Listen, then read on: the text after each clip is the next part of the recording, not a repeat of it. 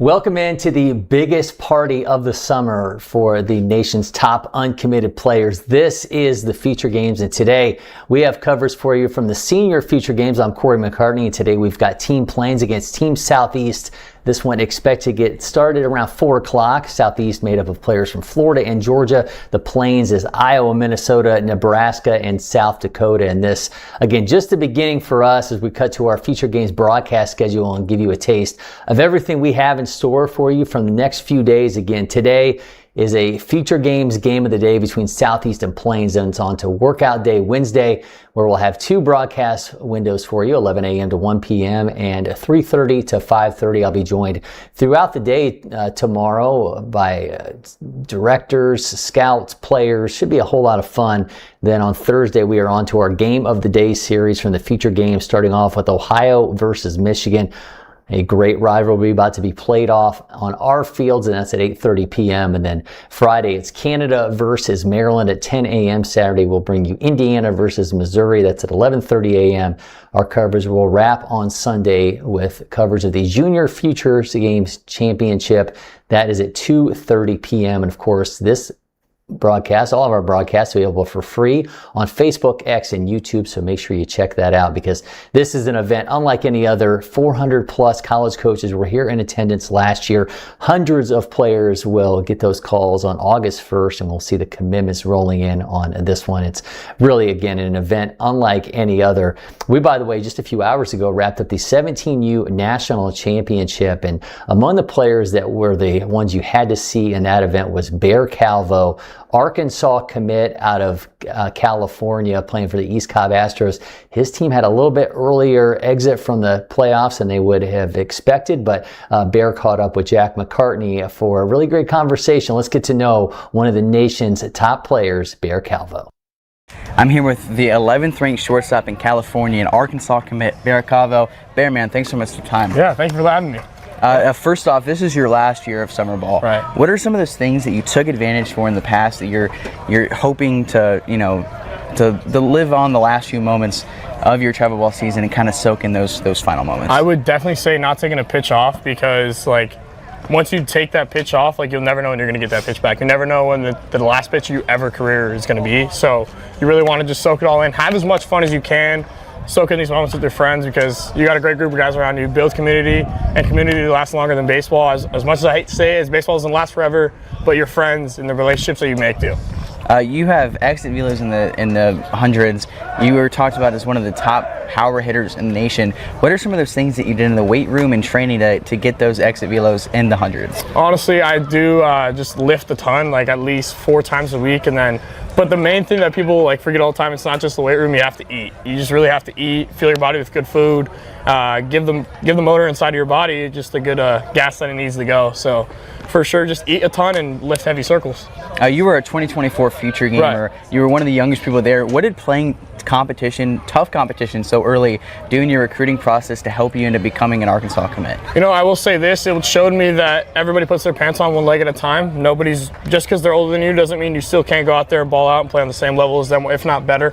And it showed to Arkansas, I think, as much as I'm concerned, they showed that this guy has the confidence, this guy has the wherewithal to go out there and ball out no matter the circumstances, no matter who he's facing, who he's playing, anything like that. He just knows that he's going to go take care of business.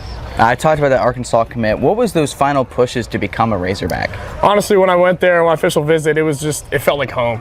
It was really nice. One of the things that I love to see is, especially in the College World Series, they had those Jesus One shirts while they were taking BP, and every Sunday they always go to church as a team together.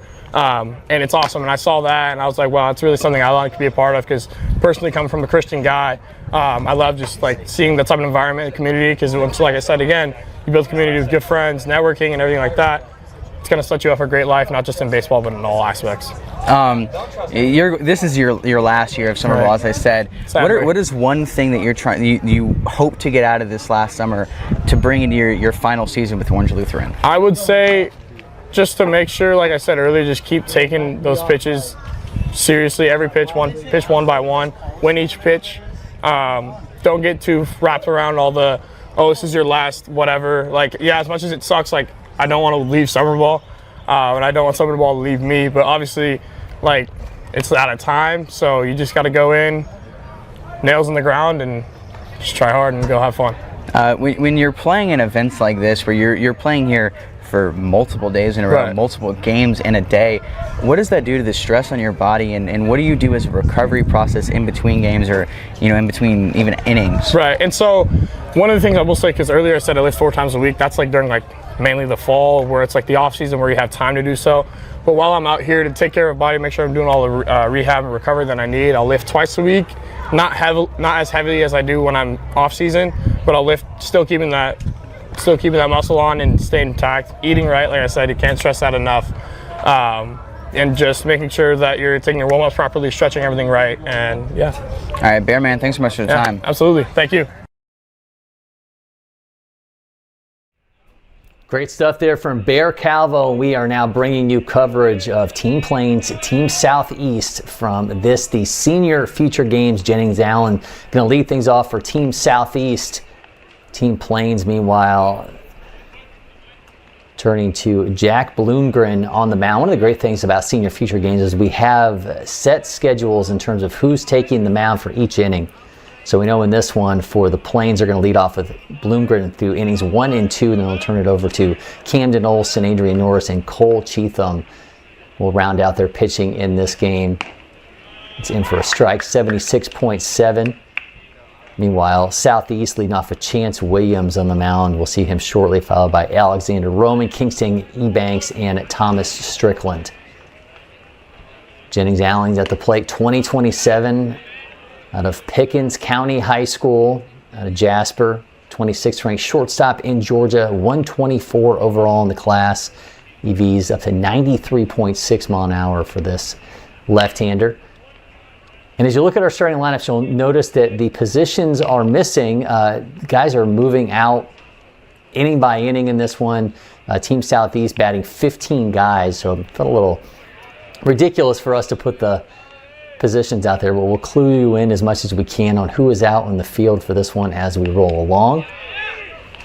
Drop third, Allen takes off for first, and throw beats him there, so that's out number 1.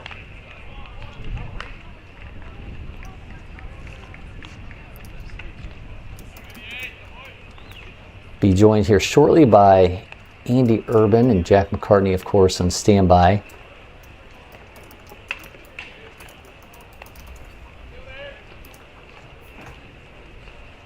This is Jaden Cedinho. Cedinho, first pitch swinging, drops that into right field for a base hit. So Cedinho out of True North Classical Academy in Florida.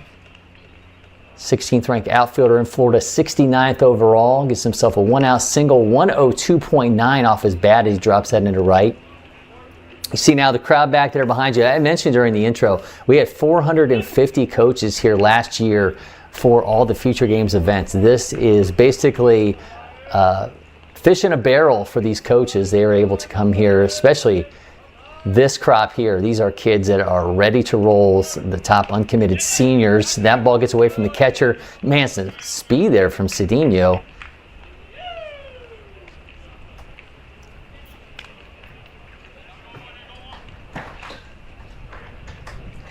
Ryan Johansson now at the plate. I've seen Johansson here many a time out of Buford. Second ranked second baseman in Georgia, 51st overall in the class. He was a 23 junior Future Gamer.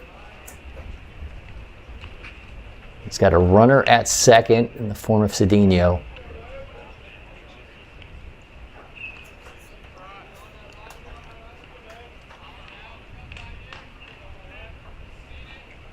Counts 1-1 here to Johansson. Crowd starting to build back there.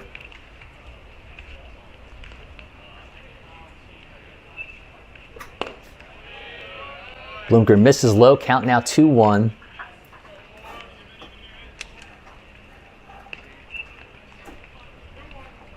Remaining schedules for these two teams. Southeast tomorrow will play Midwest at 9 a.m., Delta at 3 p.m. Plains will play Delta at 9 and Midwest at 3. Johansson fouls that one off.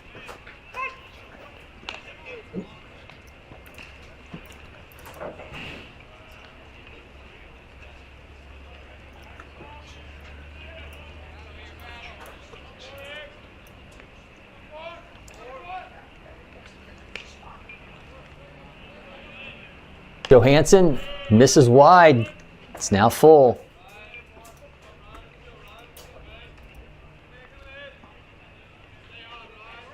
Puckett waiting in the on-deck circle.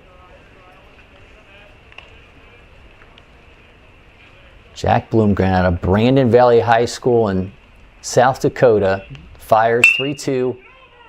One's in play, first base has it, flips it to Bloomgren, and that is out number 2. Runner does advance to third.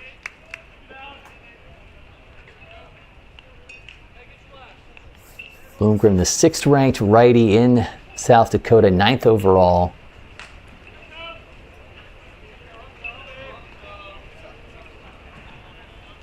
Already seen that fastball sitting up around 93. Go secondary there. He's got a curveball set 74-76, slider 77-79.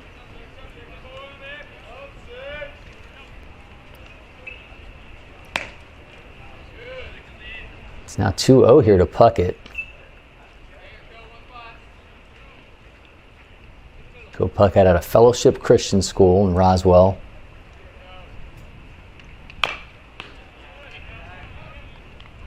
Makes contact there, count now 2-1.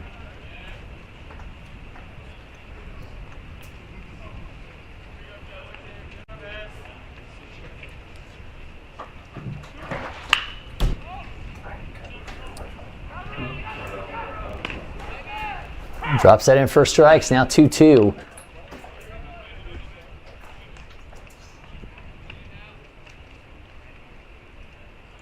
Bloom can get out of this, stranding a runner. He in fact does. Bloomgren gets him down on strikes. We're through half an inning. Cedeno left at third. It'll be Plains' turn at the plate when we come back. You're watching the Senior Future Games from LakePoint Sport.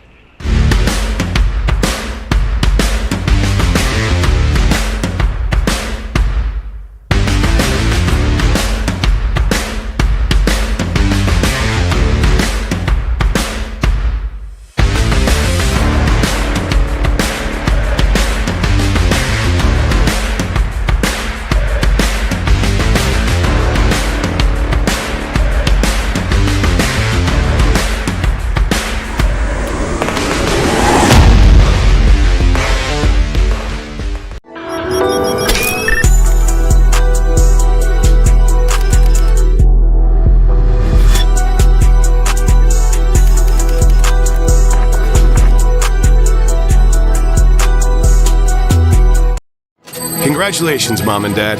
Your life now revolves around sports. Everett, Neela! But you wouldn't trade it for anything. Welcome to Sporthood. DSG, only at Dick's. At First Form, we help real people earn real long-term results. It doesn't matter if you're working out at home, you just started in the gym, or you're competing in the largest arenas around the world. Our full line of nutritional supplements are second to none and designed to fuel your journey every step of the way. With our industry-leading 110% money-back guarantee, you have nothing to lose. Visit firstform.com today and let us help you reach your goals. Congratulations, Mom and Dad. Your life now revolves around sports. But you wouldn't trade it for anything. Welcome to Sporthood. DSG, only at Dick's. At IHG's Holiday Inn Express, you can take on Miami, Mexico City, or Minneapolis. Fuel up with free hot breakfast, all while earning points for free nights with IHG One Rewards. Guest how you guessed at IHG Hotels and Resorts.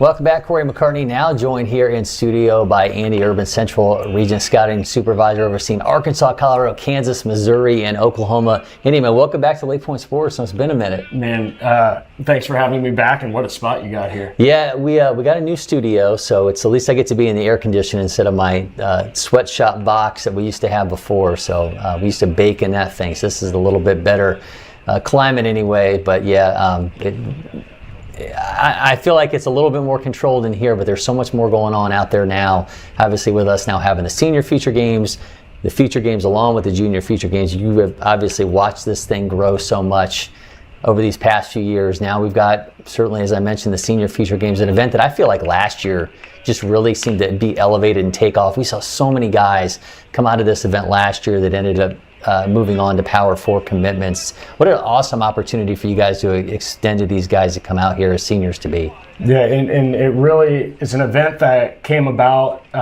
almost out of necessity. The recruiting calendar slowed way down with a lot of the rule changes, with the money that's going on, with the portal, and this event where maybe 5 years ago wasn't necessary at a national level, was more necessary at a local level, really turned into something that was needed to put these guys on a national platform again, even as seniors to be. And we saw just an overwhelming scouting presence at these games last year. So it was absolutely something we wanted to do again and again. And I think you see with the number of scouts that are sitting behind the plate what kind of success this has turned into here for us. We got Luke Mitchell at the plate, Chance Williams on the mound at North Paulding 2027. North Paulding made some serious noise this past high school season, going all the way to the state championship. They would end up losing to Etowah, but a team that was all the way up to number 7 in the national rankings and almost out of nowhere doing so, and Chance Williams was a big part of that. So you've got your Southeast Plains team, your South Plains team here playing in the senior feature games along with all the teams you've had help put together for the feature games and the junior feature games. But I got to see a few of these guys playing for the South Plains that were part of this Cooperstown Cobra squad out of Texas. I was blown away by Alec Andrews, a guy that just showed some ridiculous power playing for the Cobra. Saw him hit an opposite field bomb. He was a lot of fun to watch. DJ Denny, there were 4 guys in total on that Cooperstown Cobras team. James Bryan Gill. Texas, we know, is I mean, honestly, I was looking at the metrics for these guys and watching them play. I'm like, how in the world are these guys uncommitted? It's almost like you can get lost in the shuffle in a state like that. You can get lost absolutely in the shuffle. There's so many good players. There's so much going on. Our staff does an incredible job down there of going and finding these guys and getting them to these correct events. But it's something, it's almost the last kind of frontier as we head in. Them, California, just these huge states with all this talent. And yeah, those names you mentioned are guys that are absolutely blowing up right now. It's probably a little bit easier now, too, to get to guys to come to senior feature games after they've seen the success that others have had here. 100%. So the players, the schools knew there was a need. We put it together. A couple, the success we've had just breeds more and more success. And now it's a can't miss event. It's guys are asking at the beginning of their senior year, hey, what do I need to do to get to this event? That's awesome. They're pointing towards this event almost more so sometimes than what can I do to get committed. It's, hey, I need to get to that event, so I make sure I commit where I need to be. The first year we had it, I remember talking to a kid, as we now have Luke Mitchell and Jake Bosshammer both aboard, saying I felt like I missed future games, that I missed my opportunity, and having this chance to go out here and do that as a senior. I mean, obviously it's the stage, but I think for a lot of these guys, it was, man, maybe I didn't develop the way I wanted to. Maybe I was a late bloomer. Maybe they just didn't see enough growth out of me going into junior year. But to have that opportunity going into senior year, I think from my standpoint, watching so many of these guys progress and get that late opportunity to see what it means to them, it's just really cool to take it in. Well, and as a state director, as a regional director, when we pick these future games teams, a lot of times it's not always who we think is going to be the best guy at the end of the day. When we pick the future games team, we need to put the best players out there, the best prospects that are ready to be seen right now. And there's guys that developmentally that we know are going to get there, and they're just not quite there yet. So it's an absolute joy and pleasure for us to know, hey man, even if you don't make the future games, if you're still uncommitted, we really believe you're a guy that's going to be in the mix for this event. And with MoCan, with the Southern Plains team, we are seeing some of that come to fruition, and we're seeing these guys that are late bloomers make these teams and are now headliners for these teams. There's some of the guys that we're telling schools, this is your can't miss guy. Even though he wasn't on the future games roster, he just hadn't developed right. His timeline on his development wasn't ready for that event, but man, now he's one of the front runners at this one. As long as you've been at this, I know this is kind of a philosophical question, but do you get a little bit more excited in that guy that maybe fell, I don't say behind or was under the radar, that you can bring to an event like Senior Future Games and say you missed this guy as opposed to the can't miss guy that you know you're going to have at Future Games? Not only do I feel that way, I think you would get that same answer from every single state director we have. We are so passionate about watching these guys grow, develop, and helping them. And it's always fun to talk about the first round or the second round. Sure. Those guys are we can help put them on that platform, but they don't need as much help. We can't do as much for them. Those guys that are a little later, that were maybe overlooked by other people, we have the time, energy, and effort to pour into those guys and help them be where they deserve to be at the end of the day. There's a ton of gratification. It's fun watching these guys really come into their own and show the world, hey, I'm here, I'm good. So yeah, I think if you ask anybody here at Prep Baseball, those would be the most fun moments for us. Max Zenker's aboard now. Runners at first, second, and third is Mitchell Bosshammer on the bases ahead of him. That's going to bring up Brennan Weber. Still searching for the first out here with Chance Williams on the mound. And I think, too, you think about this Plains team. You got guys from South Dakota, North Dakota. Talk about getting lost. I mean, this is literally the poster children for kids that can get lost in the shuffle in a state where maybe you don't necessarily have as much attention on you, that you're trying to fight for that, and then you get this opportunity. And absolutely. So not only are some kids physically, developmentally not ready to go as a future gamer, but some guys geographically just don't have the opportunity. These South Dakota guys, some of these guys are better players and more ready to go because they've had more time, because they were a little hampered by their location. And Rob Allison has been a longtime friend of mine. He does an incredible job with his territories from the Plains. And those guys work their absolute tails off to go looking under every rock, everywhere they can go to find guys and get them to this. So it's this. I can tell you this team for the Plains is going to be the right guys here, because they just do an incredible job in that territory finding the guys that need to be seen. Yeah, they've got 5 players who have past future game experience on this roster, which I think kind of just speaks to the landscape of recruiting in general. I think there used to be a time, and you could certainly, I'm sure, pump this up a little bit more, where it used to be like, hey, kids expected a couple days after feature games they were going to have that commitment. Yeah. Now you're having so many guys that you're talking a year later, they're still trying to figure out where they fit. The first feature games that I had my own squad was 9 years ago, and our last commit was off the board 3 months after the feature games. Everybody was committed 3 months after, and that's not because those players were so much better than our players today. They weren't. It's the climate of recruiting, and it's something that we've had to get used to as scouts. It's something that families and players have had to get used to. There's a good ball. Yeah, Feller drives that. Is on its way into right field, and that is going to be backtracking gone. Isaac Feller. Man, that was a good ball. Isaac Feller puts a charge into that one, and 90.7 off of his bat, and that was an absolute rocket. The Cretin Durham Hall, Minnesota 27-6 167-pounder loops that. Man, that was an absolute missile. He's talking about making an impact early on. Isaac Feller, he absolutely does that, puts him up 4-0 here off that slam. What a good swing by that young man, obviously, in one of the biggest moments of his life, to be able to find barrel there. It's, again, we get so much joy out of watching these guys compete and succeed at this level. It's a ton of work for us to get here, as it is for them as players and families. But when you see success out here on this stage, it absolutely has to make you smile. Well, Isaac Feller's kids and Isaac Feller's grandkids are going to hear about this one. Here's another well-struck ball, 91.9 on its way into the right field gap. Waddle's not going to hold it second.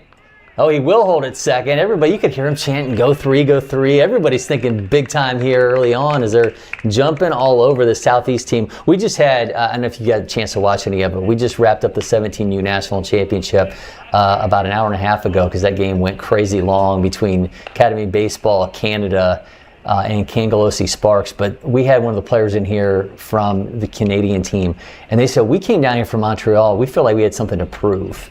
And I would almost feel like these Plains kids probably got the exact same thing. They're playing some kids from Florida and Georgia, those talent hotbeds, and they're saying, we got something to say about the game of baseball in the states of like San Diego, South Dakota, and Minnesota. Absolutely, and not only did they have something to prove, but I can tell you they proved it, because listening to, being around our tournaments in Kansas City, we're hearing, hey, did you see that Canadian team that's making all this noise down in Georgia? So it really is a national platform. It's a huge chance for them, and players around the country are paying attention to what each other are doing, and that Canadian team is famous now. Those guys are known. Let's love it. Drew Ripple, I mentioned feature game experience. Drew Ripple is a junior feature gamer, a feature gamer, and now he's a senior feature gamer. As he puts that one into play, and Drew Ripple is going to have himself extra bases and another run on the board. Did you catch that one at the wall? No, that ball is out of here. Oh, man.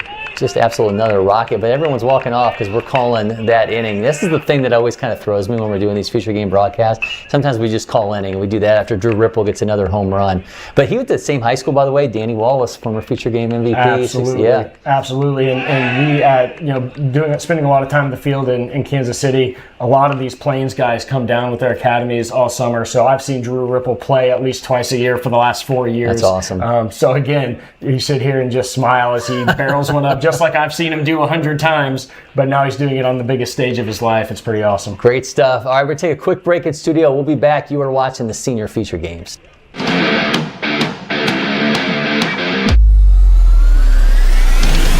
There's nothing more important for your organization than the look and functionality of where your team spends most of their time. Here at Netting Pros and Stadionic, we create iconic facilities that exceed industry standards and become the headline of your organization. We've worked with dozens of the top leagues, collegiate programs, and professional baseball organizations. We are here at Clemson University to build our second baseball field on a football field. And having that partner with Netting Pros to be able to look at that and say, how can we make this happen that can be great for fans, great for the experience, and they nailed it. We have customized solutions for whatever your needs may be to help every aspect of your project, bringing facilities to life. We got to make sure that we're having the top premier products. We want the best for our guys. Without great partnerships and collaboration with Netting Pros, we wouldn't be able to pull this off. We're confident that your venue will stand above the rest and your vision for the future will be made into a reality.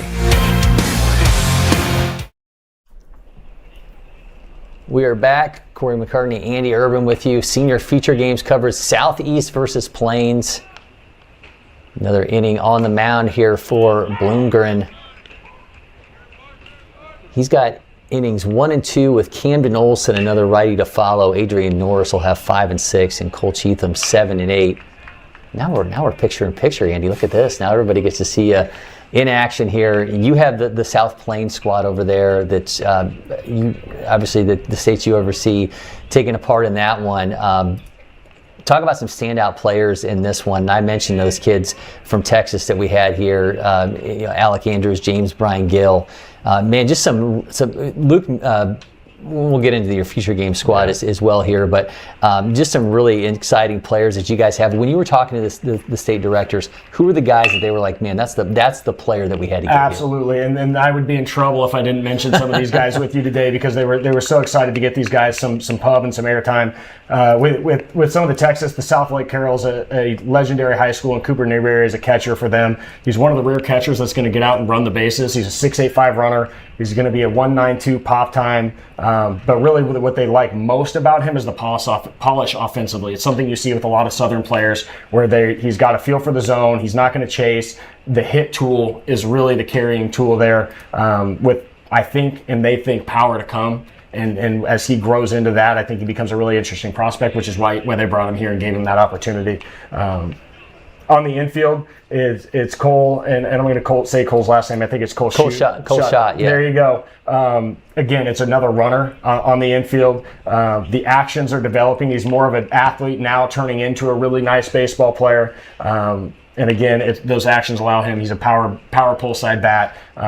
Twitchy infielders. You're never going to go wrong. A little bit of the same with James Brian Gill. That kid's fast. Like we had him again. Like we had it for the Cooperstown Cobras on Saturday, and I was blown away by that team. Like You expect something different, I think, from those Texas squads, but they were just, I could not believe the amount of talent, and they end up with 4 guys on this team. Yeah, it turns out it wasn't a mistake. Yeah. In the James Brian Gill kid, it's what they keep raving about are not only the quick twitch runner athleticism, but with the actions to go with it. Just it's rare to find out of high school guys, and he's got it.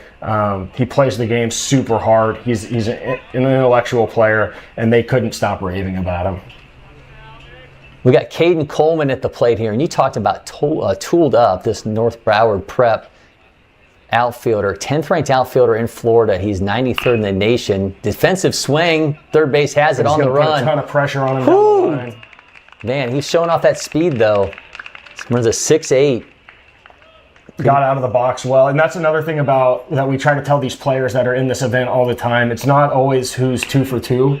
Can you show off what makes you you? And he had the opportunity to do it right there, and he hustled down the line, showed off some speed to really put pressure on the defense. So kudos to that young man for taking an at-bat. I bet he wishes he had back, but still showing what he has to offer there. Tell me a little bit about Cohen Isaacson from Oklahoma. He comes into this a top 450 player in the country, still uncommitted. What do you guys like about him, and what do you think that maybe has been the factor for him right now that he's sitting there with uncommitted on the profile? Yeah, absolutely. We might as well just keep talking about players that are really stinking fast, and he fits that mold too. It's a quick twitch, left-handed hitter, can really, really go. The only thing for him, it's at times there's a little bit of swing and miss, but as this summer's gone, why he made this team is that's starting to clean itself up. He's starting to build towards less, and now you have a guy that is quick twitch, left-handed, going to get down the line, and he's not going to miss. So he's going to put pressure on the defense over and over and over again. I love the metrics, by the way, on Cooper Newby. These are just crazy as that one's put in play.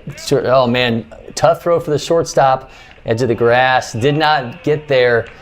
Runner will be safe, but Newby, 106.4 EVs. He's got an 80 velo, a 190 pop time. You give me that in a catcher that can run a 6.85, and that's pretty much loaded. Yeah, and in a time when roster spots are as valuable as they've ever been in college baseball, when you take an athlete like that can catch and has proven he can catch, but he can also get out and move around the field too if you need him because he's athletic enough to.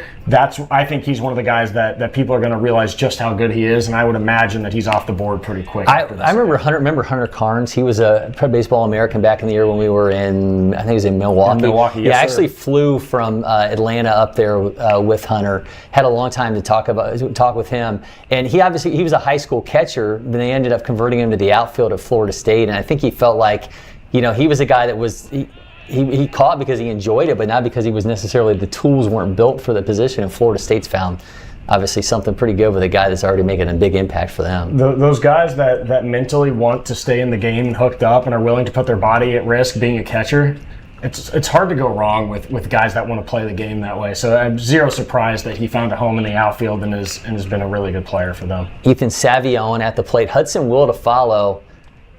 I'm a big Hudson Will fan out of Cherokee County High School here locally. He's a guy that had a bit of a knee injury early in the season, was able to come back, and a couple of conversations with his dad about some schools that were looking at him, and I have big expectations for Hudson Will in this game. 10th ranked outfielder in Georgia, 42nd overall, but he'll be up momentarily as we again have Ethan Savion from Jefferson High School in Tampa.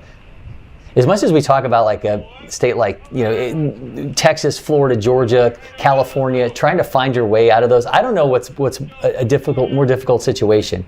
Is it being in those states that are so deep that you feel like you're fighting for attention, or the states that don't get attention and feel like you're fighting for attention? Yeah, so and I'll speak to that. I'm a Kansas kid. I grew up in Kansas. We cover Missouri. We see Rob's teams all the time from the north come down. And it's just a different journey. And it used to be that kids from the Midwest had to be much more patient going to junior college, and that was your only way to move on. Well, now with the transfer portal, it kind of levels the playing field. Get in the door, get to a college spot where you can get your ABs and on the field, and the game will tell you where you belong after that. So it's hard both ways. The game is only getting harder to play college baseball, but there are ways that you can keep moving up the ladder, keep finding your spots, so you're never really stuck anymore. Yeah, talking to Georgia Highlands coach Dash O'Neill about this event in particular, he's like, I wouldn't have come down really to go to LakePoint during the future games, because it was like those kids all have, they all have power 4 aspirations, but we just see so many guys now who still want that opportunity. And man, we've seen guys move on from JUCOs and have a lot of success now. That is a completely valid and warranted part of the journey now to get guys where they need to go. Absolutely. I've seen more NAIA schools, JUCOs, Division IIs this year, and I know it's the older kids, but they're schools that are going to stay and stick around and watch the guys. And it is the recruiting is just not the standard stuff we all remember from 5 years ago. There's different journeys for different players, and the colleges are doing their job and getting out and seeing them. Here is Hudson Will, 42nd ranked player in Georgia, 101.5 EV, bat speed of 76.6. The 23 junior feature gamer. He's got an opportunity here. Again, we saw Plains jump out to a 6-0 lead in the first inning. Putting some pressure on the Southeast squad. That's their first strike. Right, sure was. When you're checking out a player, and we don't necessarily have to have this stick on Hudson Will, but when you're what metrics matter most to you? Because I think guys can get caught up in different things. Maybe you're a guy that's looking for a broad skill set. Maybe you're a guy who's looking for somebody who does one thing really, really well. What are those pieces for you when you're scouting somebody? Yeah, so that's a really interesting question.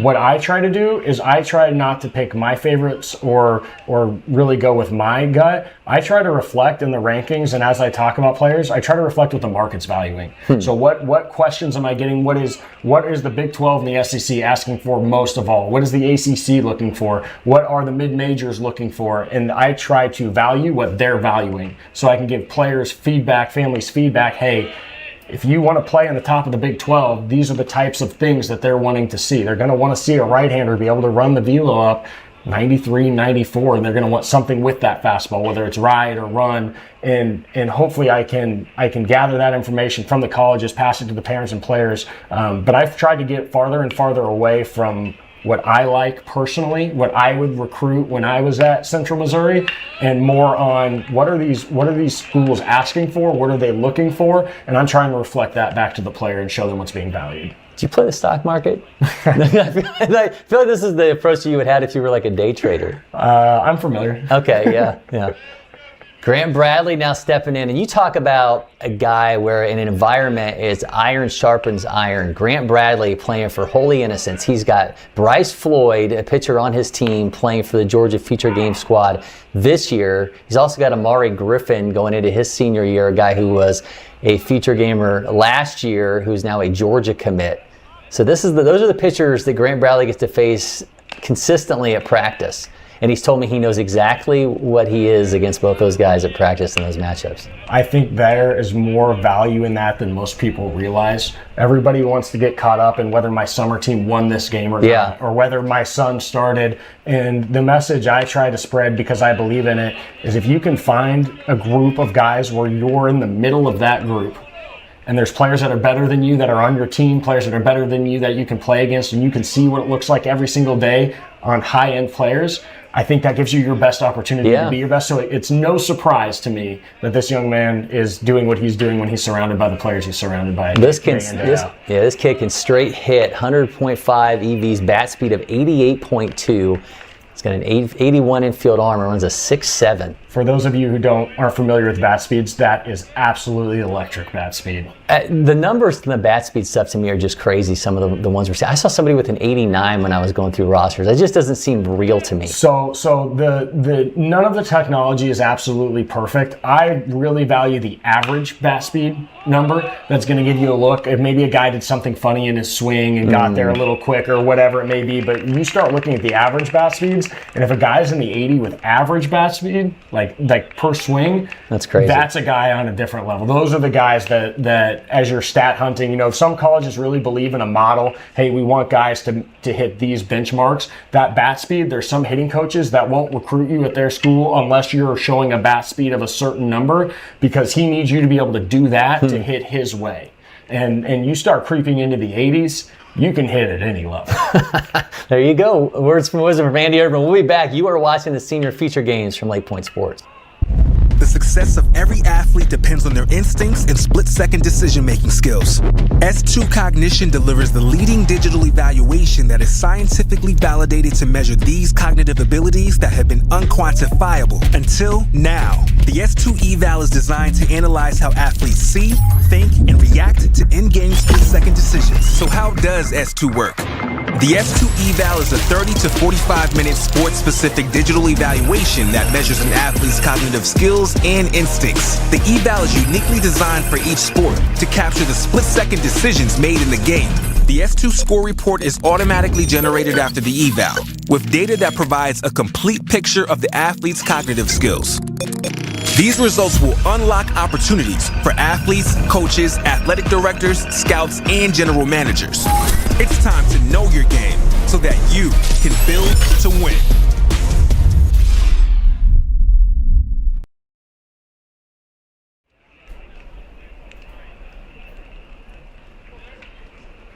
Welcome back, Cory McCartney, Andy Urban with you. Senior feature games action, Team Southeast versus Team Plains.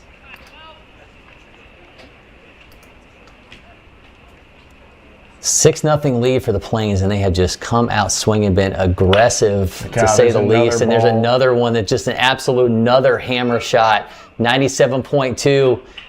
Going to hold it second, and man, they are barreling him up. Did they get him being aggressive? No, he's going to hold it second. Sometimes here, for those who have never been to LakePoint Sports, the corners are kind of open. So a lot of times, a guy will hit it into the corner, and you just think, all right, that's ground rule double territory.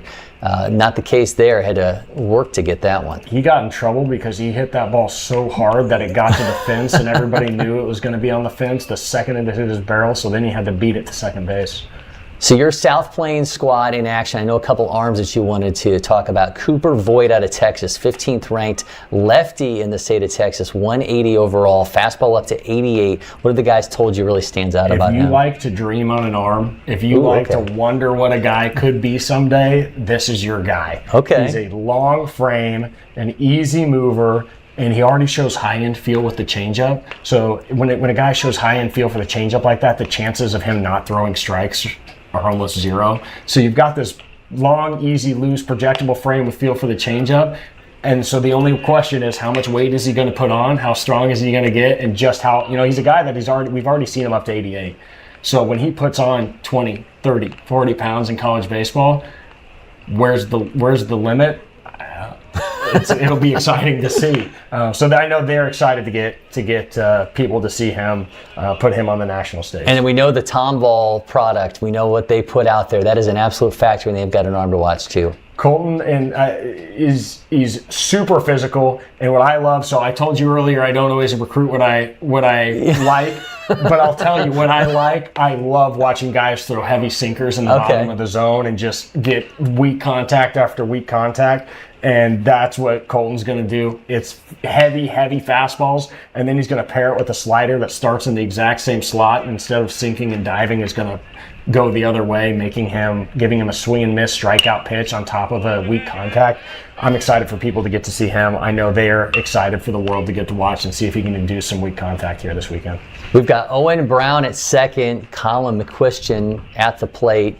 Chance Williams is a hard time finding outs thus far.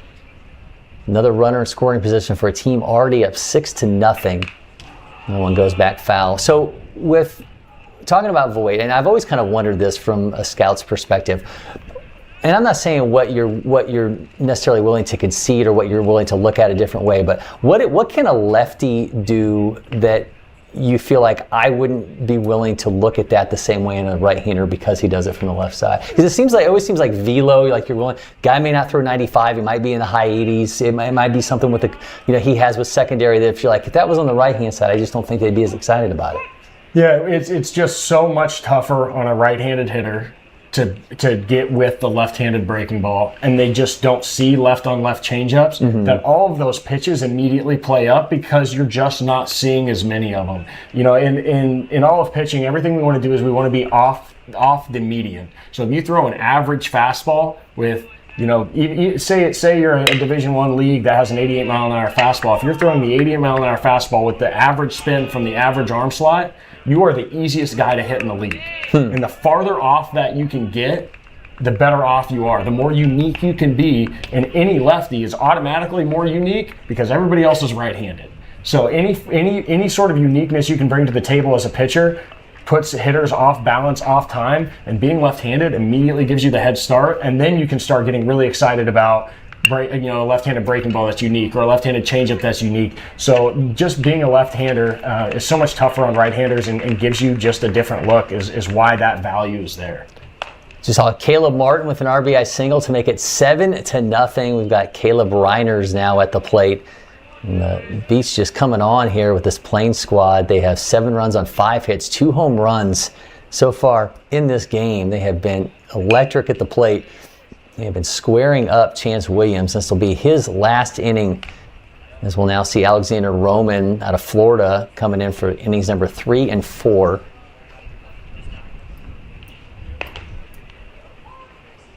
And we're spending a lot of time talking about your senior Future Games squad, but you and I did a Road to the Future Games videos. I know there's a ton of excitement about the Future Games squad that you guys have got coming on. One thing I didn't even realize when you and I were doing our Road to the Future Games video, Kansas has 1 through 10 in the class, all here.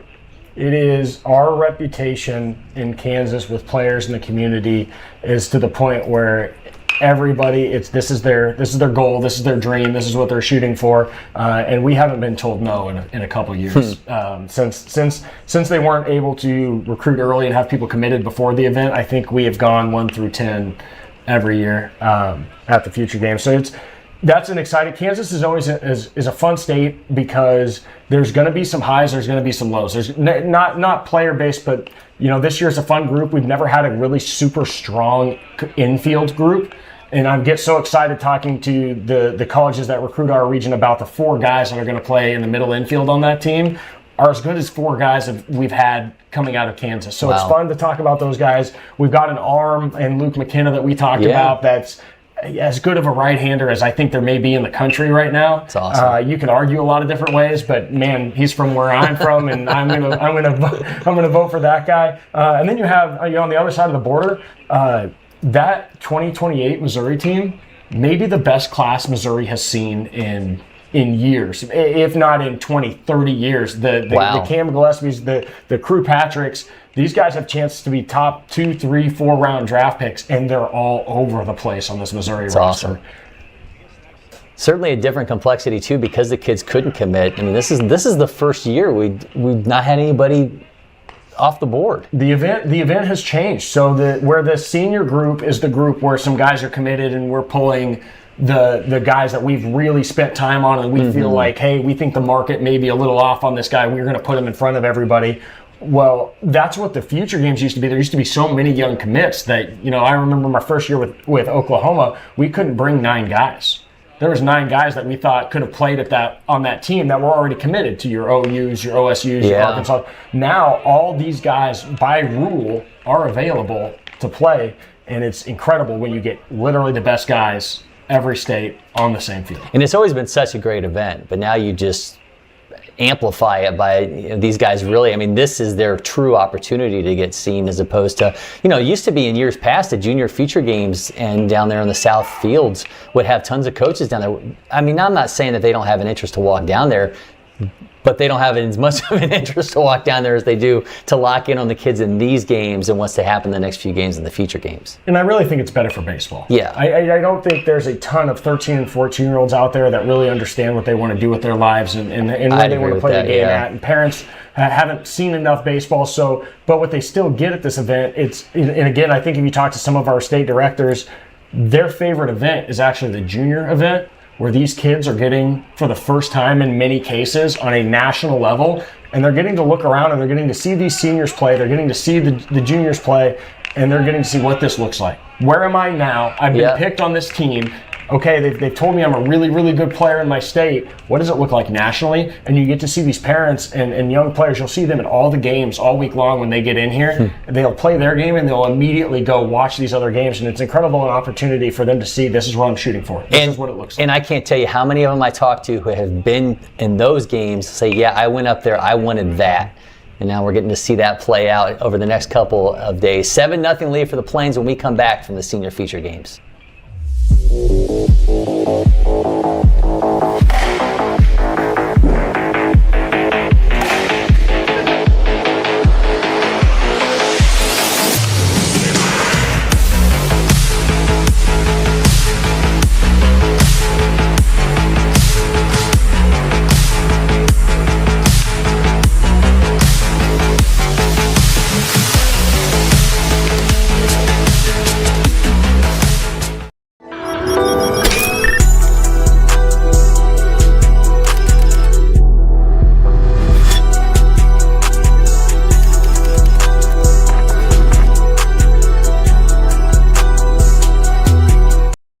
Achieving your health and fitness goals takes hard work and the right nutrition.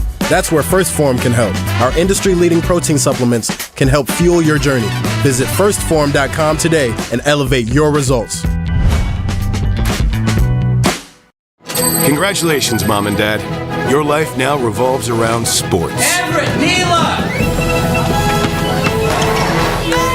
But you wouldn't trade it for anything. Welcome to Sporthood. DSG, only at Dick's. Our action continues with Plains up 7-0 on Southeast here in our feature game from the Senior Future Games. Cory McCartney, Andy Urban with you. Pierce Henry leading things off here for Team Southeast. Anthony Tenuto, Easton Stegbauer to follow. We now have a new arm in the game here for Southeast, for Plains, excuse me. Camden Olson. Olson out of Stillwater Area High School in Minnesota. 6 foot, 190 pounder. 24th ranked righty in the state, 50th overall. He's got a fastball around 88. Curveball 73 to 75, slider 73 to 76. Also an outfielder, EV's at 93.8. You know what I've also noticed is that a lot of these senior feature guys, the toolboxes are so much more loaded for these. You got a lot of guys, I think, who want that two-way. Maybe they don't see themselves. Maybe they're getting some talks about, hey, we really would like you to do this or do that. And I think a lot of these guys are just like, see themselves as something more. And it seems like there's so many more players that you have those conversations with them now that they want the opportunity to decide when they're done doing both things. And this event gives them the opportunity. They're guys that maybe in the past would have, without this event, maybe felt pressured, hey, you know what, I guess I do need to give up hitting. I'm going to go pitch at this school who wants me to pitch. Or maybe I have to give up the pitching to go play a position over here. Now they can say, you know what, I'm going to wait. I'm going to go try to do both at the future games and see what the market thinks then. I'm going to see what the schools, maybe there's some schools I haven't been in front of or some schools that haven't seen me pitch. You know, as someone who scouts tournaments a lot, there's times where colleges can only be there 2 or 3 days, and maybe you threw the first one or maybe you threw the last one. Maybe you got to see the guy play a position, but you didn't get to see him on the mound. This event for those two ways is the holy grail because you get to do both in a very short window in front of everyone. And yeah, those guys that want to keep doing both sides of it, it gives them an opportunity to find a very specific fit that they're looking for at a school that has a spot to do both for them. Obviously, you need the physical skill set to do, but what do you feel like is more important for somebody to be able to two-way at the next level? Is it the physical side or is it more the mental side? Because you're going to have to do twice as much work as practice. You're going to have to take on a heavier school workload than you're used to, and you're going to have to do it all at a higher level. So you have to be one of the hardest workers in the locker room. It takes so much. Because coaches are not really, most coaches aren't used to that ball is absolutely hammered. Yeah, that is a absolute bomb shot right there, man. That was hammered. So we now have Tenuto goes yard, and he's got Southeast on the board. So shot from Anthony Tenuto puts it now a 7-2 ball game. Southeast is on the board, and that was a gigantic moment there for Southeast, and one that they truly needed. So Tenuto out of Canterbury School in Estero, Florida, 93rd ranked player in Florida. Himself 96 points sitting off the bat for a 2-run shot. And that's good for the boys in the dugout. That's right. After 10 years of doing this, there's times where when you get up and get beat up a little bit early in the dugout, you can lose some energy, lose those vibes, and that'll get his guys up and going and remind them, hey, it's okay to play loose out here. So you like to see that for their offense and for the rhythm of the game. Stegbauer's turn now. We're diving into your South Plains squad. Some interesting names out of Oklahoma. Miles Stanley in particular, a guy that is a past junior feature gamer and the 8th ranked shortstop in Oklahoma, runs a 6'8", 60, EV's up to 99, 5'10", 180 pounder. Sounds like you guys are expecting big things. He's a really, really good baseball player. Here's why he's still uncommitted. He's looking for the right fit academically too. So he's a guy he's a private school, high school guy, and he wants that education in the right spot at the next level.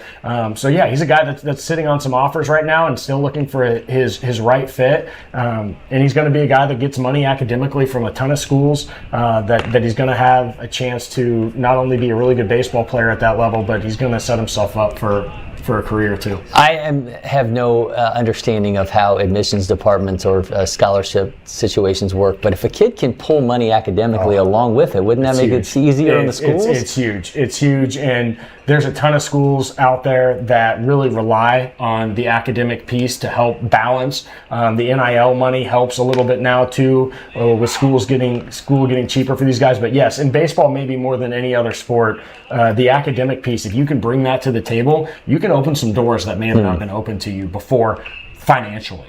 You know, there's schools that may have loved you and hey, you can play for us, but as a family, you may not be able to afford $40,000 a semester, where an academic piece may cut that in half before any baseball gets talked about at all. Another interesting name out of Oklahoma, Mason Rainbolt, second-ranked right-handed pitcher, 15th overall. Mason was here last summer for the Future Games.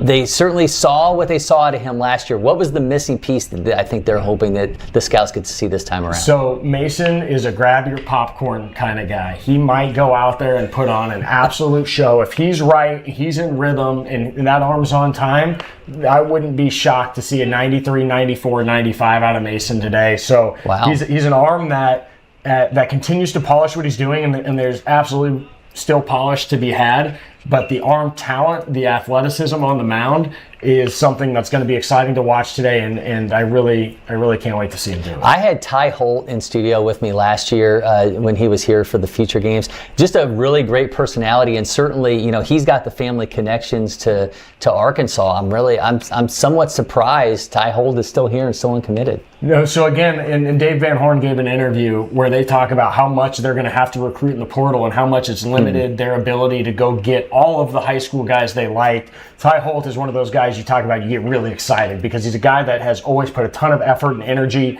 and care into his defense behind the plate, and he's always shined. And the bat has come and gone at times. Lately, it's been hotter than it has been colder, and it's been really fun to watch him continue to grind and work at getting better with the bat. And this may be a big-time coming-out party for him this week. I'm really excited to see what he does. Arkansas got another kid who looks like he's got some serious tools. 6'8" runner, Gabe Bledsoe, 99.3 EVs. And this guy's got it. I mean, exit velos, average 89.2, outfield arm of 89. This is another guy who looks like he might make some noise. Gabe Bledsoe is really, really impressive in an indoor workout scenario where you get to be up close and personal with these guys. His actions and his strength are just so in your face. What's also awesome when you get to be that close and around the guy, like I was at the preseason All-State with him, he's an incredible human being. Very polite kid, yes sir, no sir, good energy. People gravitate to him at the workout. They want to be around him for who he is and what he is. So another guy that I hope that shines through in a showcase like this, where not only are they seeing him today work out, but then getting to see him on the field and be around. I hope that colleges can look and see, man, that kid's probably making the guy next to him on the bench this week better. And he's probably doing it with a smile on his face. I almost wonder if, like a Ty Holt, this may be the case for a Grant Alderson, who's the 8th ranked player in Arkansas out of Fayetteville. How much other teams just look and say, those are Fayetteville kids, Arkansas is going to snatch them up. So it does happen, and I've heard multiple schools say it today. The case with Alderson is, I believe there was some time off, some injury, missed time, and he has ramped back up and he's ready to go. Alderson, I think, is one of the guys from this event that if he does what he's capable of doing, he's not going to be an uncommitted guy for very long when this event ends. I love it. I cannot wait to see when those commitments start pouring in, because you spend times around the kids this week, and you guys obviously do it so much more than we do. We're kind of being here at LakePoint, it's like we're that kind of like stopping point for them. The Georgia kids, we see them all the time, but we get to spend a little bit of time with them. But once those commitments start pouring in, you feel like you're vested in their journeys. It is absolutely the best part. All right, we're going to take a quick break. We'll be back. This is the Senior Feature Games. At First Form, we help real people earn real long-term results. It doesn't matter if you're working out at home, you just started in the gym, or you're competing in the largest arenas around the world. Our full line of nutritional supplements are second to none and designed to fuel your journey every step of the way. With our industry-leading 110% money-back guarantee, you have nothing to lose. Visit firstform.com today and let us help you reach your goals.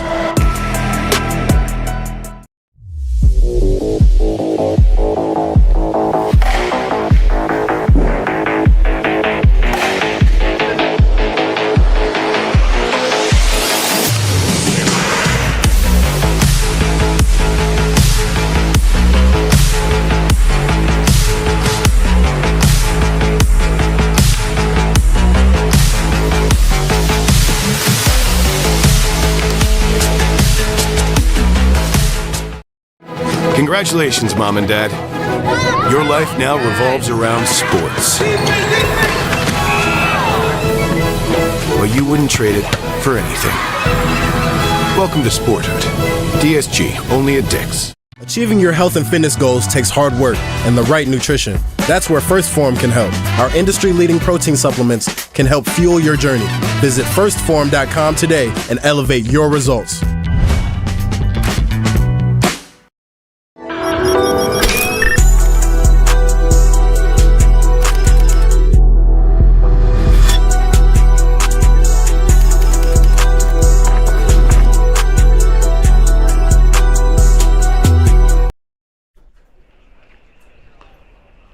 Welcome back. Cory McCartney, Andy Urban with you. Plains leading 7-3 over Southeast in our senior feature games coverage. The crew back behind there, the scouts starting to build up a little bit for these games. I think I don't know like how these guys, and I've talked to so many pitchers about this, how you just like compartmentalize and deal in that situation when you know you've got all those guys sitting back there watching you. Well, it's a great opportunity to show that you can.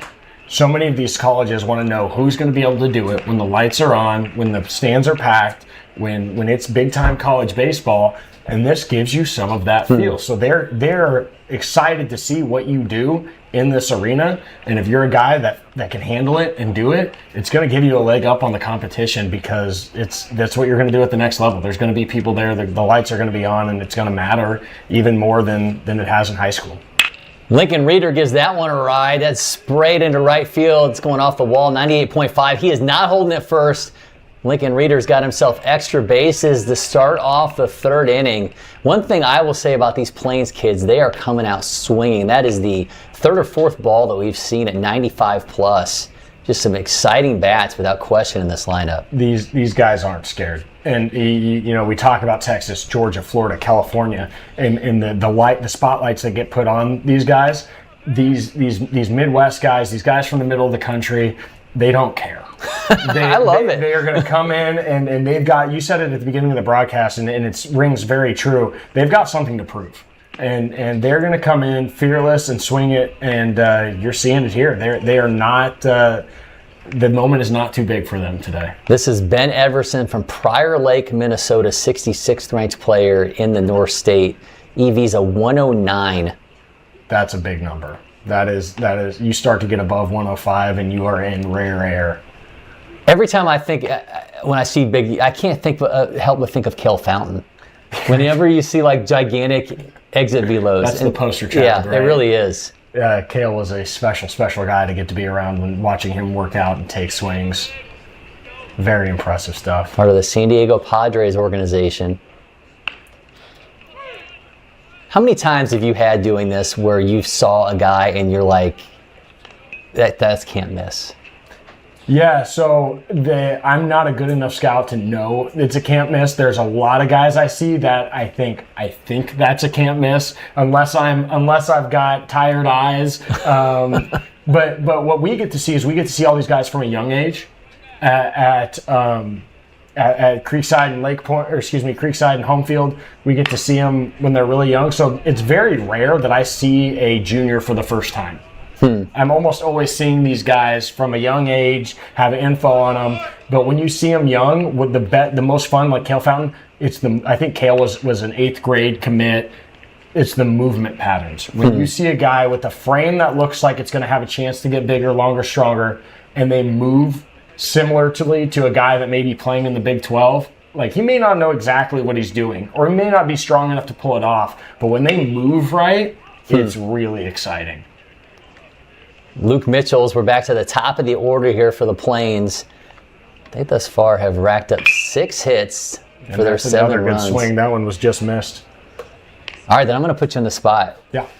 When were you absolutely wrong on somebody? And I mean wrong where it was like, I didn't see it. Yeah, so like there's been examples of me thinking like, hey, this pitcher is absolutely going to figure it out. And this guy's going to be a dude. One of the ones I was wrong on, and not that I didn't think he was going to play college baseball, but there's a young man named Carson Milbrandt out of Missouri. And Carson was long, it wasn't overly athletic. The delivery was completely broken. The arm was from a funky slot, and I just always thought, man, I don't know how that's going to get going from there. I don't know how he can throw from underneath the baseball. I don't know how he's ever going to be on top of a slider. Like, I see some interesting things, and yeah, he'll probably play college baseball, but I thought maybe a high-end junior college guy. And boy, did Carson go from a 78-mile-an-hour throwing sophomore to an 85-mile-an-hour throwing junior to a 93-mile-an-hour throwing senior. And he's in AAA baseball knocking on the door of the big leagues, and he's sitting 95, 97 with an absolute wipeout slider. And we talked about being different earlier, being off the median. Everything he does is different. And man, I was wrong. I was not the one. Normally, I'm the guy at the park, seeing him first, getting to get excited, telling everybody, hey, everybody, look, I thought, man, it's a good player, but gosh, I think there's some things he does that are going to keep him from really getting to where some other guys get to. And he did it. And he did it his way, and he never, it wasn't, hey, I was wrong, and he changed his arm slot so he got better. Nope. He just stayed underneath and stayed on the side, and he learned how to get the slider where it needed to go. And I was super happy for him. I love when I hear that he moved up a level, and it makes me laugh when I think, I was the guy that wasn't in love with this one. So yeah, it happens. When you see enough players, there's going to be guys you feel like, man, I think I was more right than maybe anybody else early, and there's going to be some guys like Carson Milbrandt that take off and you just didn't see what they had inside them. Did that push you away then from that train of thinking of what I like as opposed to what the market likes? Yeah, absolutely part of it. I was a lower 3/4 slot sinker slider guy with a really loose arm, and I tended, especially when I first got into that, I gravitated towards those guys, and I was less likely to like maybe an over the top stiffer arm. And I've seen a ton of guys turn and throw from this angle with depth and get tilt and have incredible careers. Man, that's not my flavor. That's not what I get excited to watch. But I can't. But when the market's asking, hey, give me some induced vertical tilt, give me some guy that's going to throw it downhill, that's going to be able to spin a 12-6 breaking ball behind it and totally change eye levels. Well, I have to value that. Yeah. Because that's what's getting valued at the next level, and it's my job to help players and parents and coaches understand that at the young levels, and then help the colleges find it. So what I care about doesn't matter as much as what those schools that are actually signing the players and what the pros teams that are actually signing the players care about. Mitchell's now at third. Jake Bosshammer at the plate, which may be the coolest name I've seen today. We just had a whole bunch of French Canadian names that I had to go to ChatGPT for a pronunciation guide on that one. Good luck. I played with some of those French Canadian guys, and some of those names get a little bit wild. Good players up there. Good baseball. And those kids, I mean, I just love the fact that they're just so open about the fact that we have chips on our shoulders, because you talk about about getting overlooked. I mean, there were so many on those players on those teams. We had no metrics on any one of them, just because it's so easy to get lost. And Cam Blackaruzzo and Josh Arce do a fantastic job up there. But it's got to be like looking for a needle in a haystack, trying to find players up there, just because it's so sporadic. It's hard to. Doesn't feel like it's maybe as organized as it is down here, and it's just a different breed of baseball. So that, and one of my favorite things about playing with those French Canadians, they're always seemed to be a little bit wild, which was always fun to play with those guys. But they were never. They hadn't had their whole life with someone telling them how good they were. Yeah. They were some of the most humble players. They were ready to get out and prove it. They didn't have to tell you how good they were. They were excited to go show you. And whether it was at junior college, Division I or Division II baseball where I was playing with these guys, none of them thought they were too good to ever be there. And that was always a breath of fresh air. They were happy to get to be competing and getting after. Yeah, and I say different breed of baseball from the end. It's just like here, there's just so much. We obviously we live within a different way, and it's just a different intensity. And there, you may have one or two guys who are above a higher grade, but it's not the duration that we see here, where it's just constantly like the teams that we see here on a weekly basis is like on and on and on. These rosters are like Oh yeah, 5, 6, 7, 8, 9, 10 guys who are all ranked in their state. It's just a different kind of baseball. It's different visibility and it's different access to the field. Those guys up north don't get as much time to be outside very true, and get their metrics done and do the things. They're having to spend a good deal of time inside honing their craft when nobody's looking. Well, there's a reason they all play hockey, right? Because that's what the elements dictate. Yep. That's part of the reason they're so dang tough all the time. All right, break here in studio. We'll be back with the Senior Future Games coverage, Southeast versus the Plains. At First Form, we help real people earn real long-term results. It doesn't matter if you're working out at home, you just started in the gym, or you're competing in the largest arenas around the world. Our full line of nutritional supplements are second to none and designed to fuel your journey every step of the way. With our industry-leading 110% money-back guarantee, you have nothing to lose. Visit firstform.com today and let us help you reach your goals.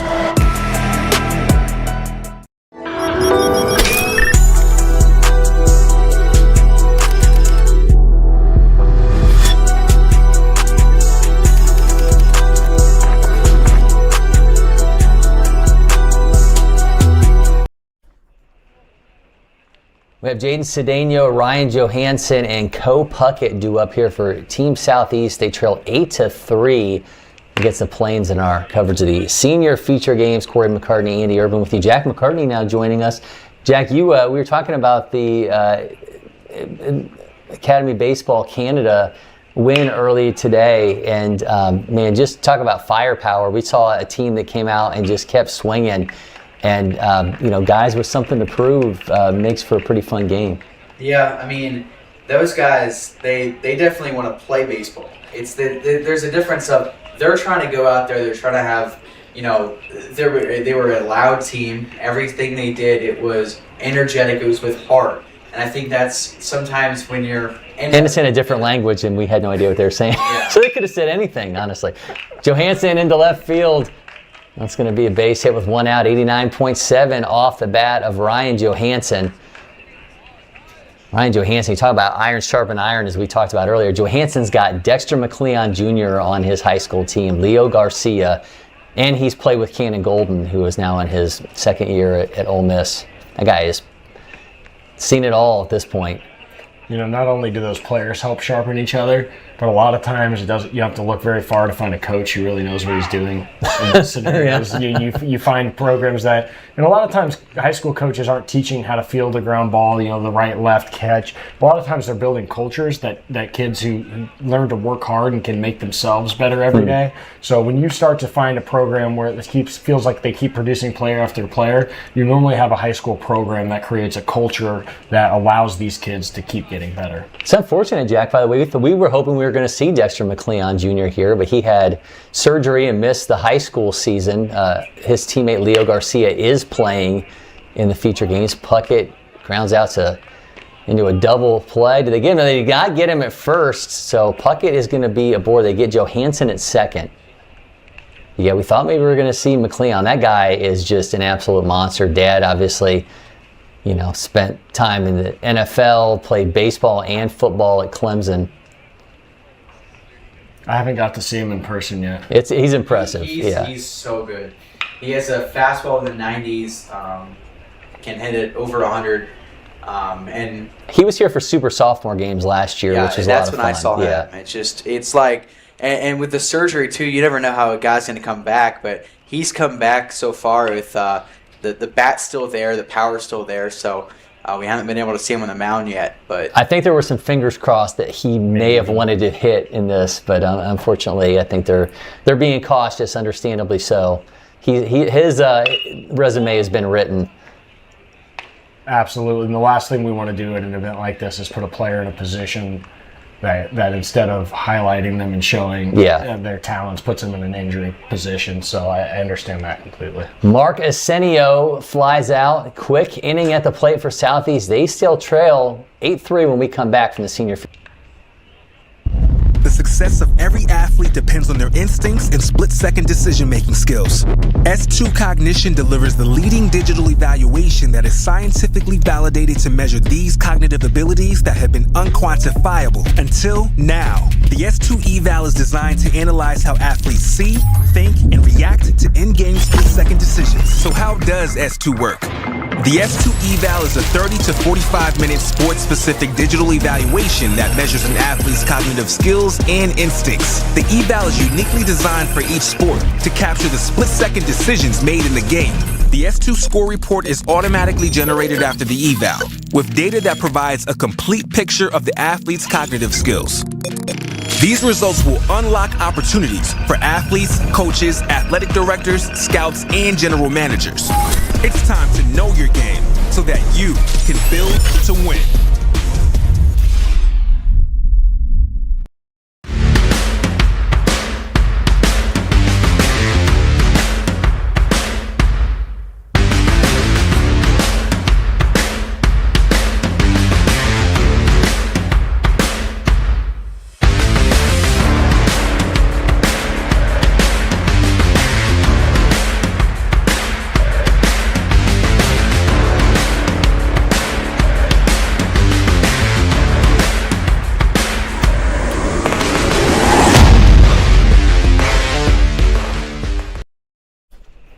Welcome back. Our senior feature games coverage continuing. Plains has been in control since the offset, leading 8-3. They scored 6 runs in the bottom of the first inning. Brenner Weber, who hit a grand slam home run. No, Isaac Feller, next guy up, hit the grand slam.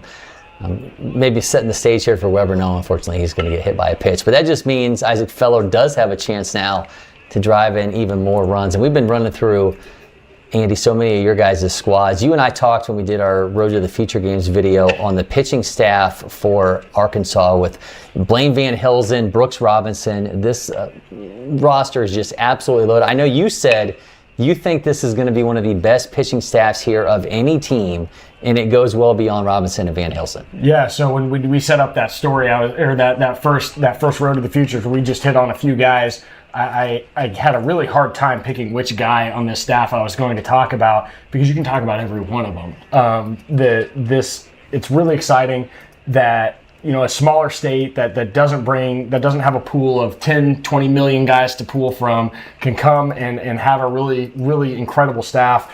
The Quinn Birdsong arm, again, you talk about arms, we talk about an arm to dream on. It's all the athleticism, all the length, all the projection.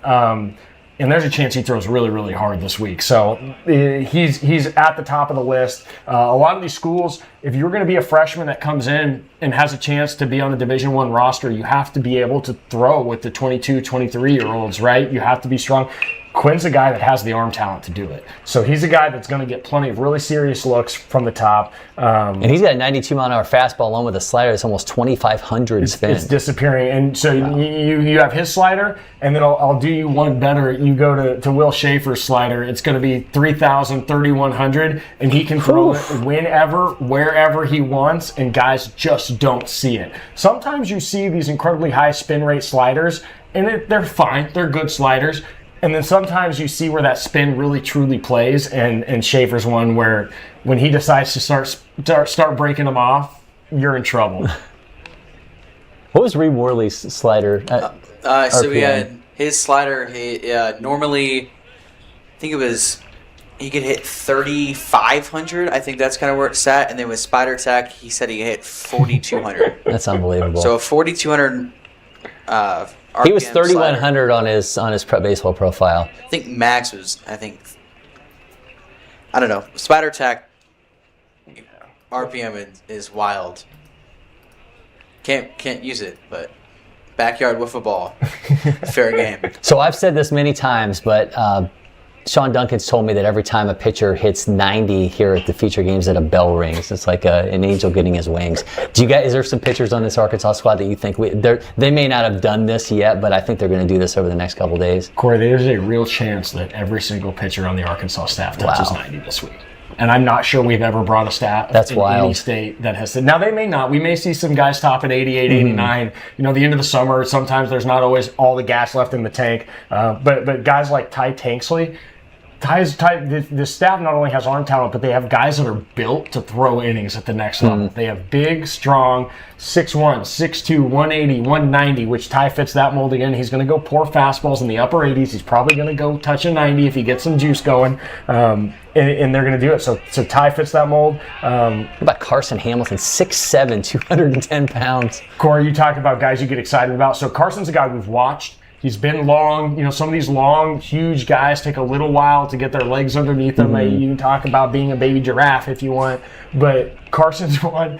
Talk about the right time to hit your stride. We've watched him. We've seen him. He's been 83. Then he's been 84. In his last outing before we've seen him here, he went out and threw a 90.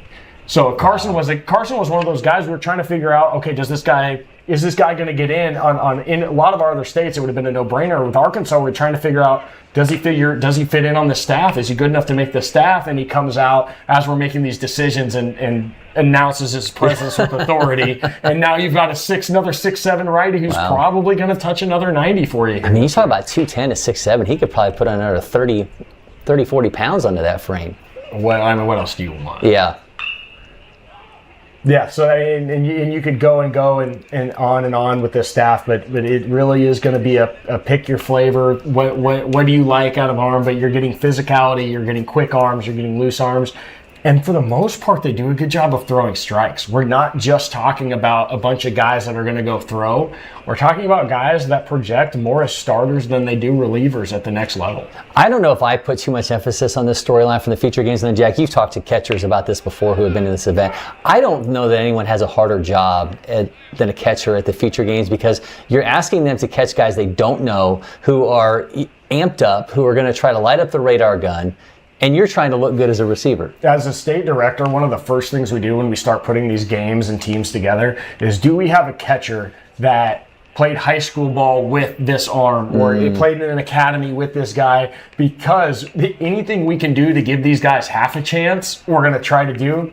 You're catching guys with the stuff. These are the guys on the mound. Yeah. And they've got unique pitch shapes. Some guys cut balls late. Some guys sink ball. And to be a catcher and try to not only keep the ball in the zone, but then show colleges that you're a good receiver of the baseball, which is becoming more and more and more valued. It's a really hard thing to do, and I commend these catchers. Very rarely are they complaining or worried. They just go out and they do the best they can. But man, it really is an impressive feat when they go out and you see both these catchers in this game here doing a good job staying underneath the baseball, giving good targets, and helping guys keep the ball in the zone. We've seen so much over the past, I'd say like 4 or 5 years, that swooping motion to catch and try to steal the strikes. I wonder how much, with ABS now coming to college baseball, how much that's going to kind of become something where they don't want to see it as much. It's really interesting with the swoop. I can tell you, after talking with tons of pitching coaches, tons of catching coaches, the value of a catcher that makes you feel confident as a pitcher. So as ABS, yes, we used to talk about stealing strikes, but even if you pull the strike stealing out of it, and the ball is going to be called what it's going to be called thanks to technology, great, that's better for the game. Strikes are strikes, balls are balls. But as a pitcher, nothing gives you quite the same amount of confidence as looking back and seeing a target that you feel really confident in throwing to, and then when you throw it near that target, it makes it like, not only is the catcher helping the umpire think it's a strike, when the catcher can help the pitcher feel like he's around where he's supposed to be, that keeps you in rhythm, motivated, rolling. And I think it's not just me saying that. Like, so many college coaches are saying, hey, we're going to continue really valuing the receiver because we believe that helps our staff play up. Did you like it, a catcher that when you were pitching, did you like somebody that would swoop, or did you want to say it was more set up? I was really, really lucky to have a bunch of catchers that played AAA and Major League Baseball coming through. I don't know what I did to deserve the guys I got. A lot of those guys would start with a low target, like almost the hand turned down in a way, and they would just go get and go receive wherever it was at. And they made it look like wherever I threw the ball, that's where I meant to throw it. And they had strong, quiet hands. So not as much as the scoop, but I had guys that would just go straight get it. Yeah. And that always made me feel like, no one knows that's not where I was trying to throw that baseball. He made it look like that's where that ball was supposed to be the whole time. And it does. I buy into, maybe somebody's out there is want to argue with me, hey, I could throw to a wall and get the same results. I was a guy that when my catcher made me feel, like when he made it feel right, I immediately got better. I had a long conversations with Tyler Flowers when I was covering the Braves about, he was the guy that felt like he was he thought he was, he was really good at pitch framing, but he would tell me he would try to obscure the umpire's view with his shoulder. But he had designs on going around major league teams as almost being like a pitching consultant on helping guys with framing, but it feels like that's sort of kind of being in vogue now. That piece of it, well, like you said, the ABS system is taking some of the fool the human behind the dish out of it, and now it's, can you catch it right? Can you put yourself in a good position to throw if there's a runner on base? And can you keep your pitching staff feeling good about the pitches they're throwing? And absolutely, that was something catchers would try to do is obscure the umpire or change an angle with their body. Was something we used to teach. If you can turn your body, it opens it up and it makes certain pitches breaking certain ways look like they're catching more of the plate because of how your body is angled to the dish, and that stuff is less focused on now for sure. Jack, you talked to Gavin Green, blessed train. He's actually part of the Georgia Future Game squad. His dad, obviously, Todd Green, was the one who caught the first pitch from George W. Bush after 9/11. He is not a one-leg down guy. He refuses to go that route and stays in the traditional squat.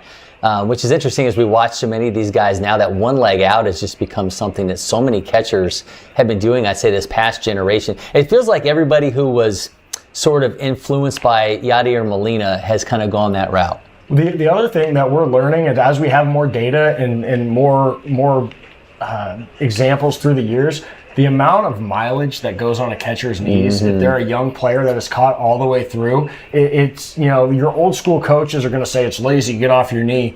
You might be giving yourselves 2, 3, 4 more years behind the dish, especially if you're a really talented player. There's something to be said for not wearing out your knees. And it's, again, there's going to be a lot of people that are listening to this broadcast saying, come on, Andy, that's a soft way to think about it. The data shows guys that are going to the knees are getting more longevity out of their career. So it's hard for me. I liked throwing to a guy in a squat rather than on a knee, but it's hard for me to tell a kid not to do it if you're catching with nobody on, if you've gotten good at going one knee with somebody on. It's hard for me not to tell you to be safer and healthier. I was talking to Xavier Rodriguez, #1 catcher in the nation. He's a #1 player in Georgia in 2029, and he told me he's gotten down to a 1.78 on a one knee setup. It can be done. If you can learn to move that way, I don't think that it is going to cause you any. Now, it's a different movement. You have to learn it. You have to do it. But I think there's times you can cheat it out of that position, and I don't mean that with a negative connotation. I think there's a way to prepare for a ball and be more ready to throw in certain instances. Now, if you have to reach over, turn your glove the other way, or pull yourself off balance, I think it can be prohibitive. I think it can be a problem. Sure. But if you get the pitch you're looking for on a running count, I think you may be able to do it better out of that stance. So there's give and take both ways. It's definitely an argument to be had. I don't think one side dominates the other, but it's hard for me to sit here and say one way's better. 9-3 lead for the Plains. We've got Colin McCutcheon at the plate. Another ball in play. Bouncer first has it. Flips to the pitcher. Did he beat him?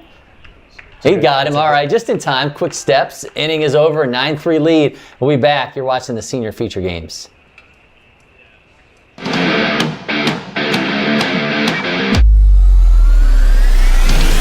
There's nothing more important for your organization than the look and functionality of where your team spends most of their time. Here at Netting Pros and Stadionic, we create iconic facilities that exceed industry standards and become the headline of your organization. We've worked with dozens of the top leagues, collegiate programs, and professional baseball organizations. We are here at Clemson University to build our second baseball field on a football field. And having that partner with Netting Pros to be able to look at that and say, how can we make this happen that can be great for fans, great for the experience, and they nailed it. We have customized solutions for whatever your needs may be to help every aspect of your project, bringing facilities to life. You got to make sure that we're having the top premier product. We want the best for our guys. Without great partnerships and collaboration with Netting Pros, we wouldn't be able to pull this off. We're confident that your venue will stand above the rest and your vision for the future will be made into a reality.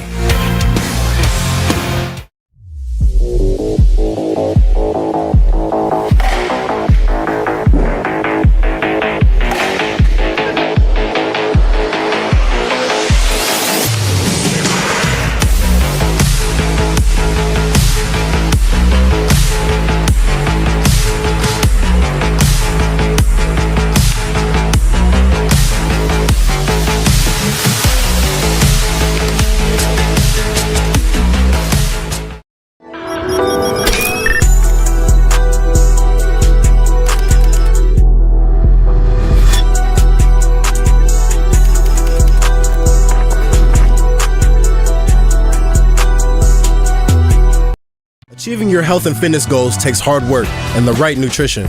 That's where First Form can help. Our industry-leading protein supplements can help fuel your journey. Visit firstform.com today and elevate your results. We are back. You are watching the senior feature games, Southeast versus Plains. Cory McCartney, Andy Urban, Jack McCartney with you. Can't see Jack McCartney, but he is here. There you go. I like that.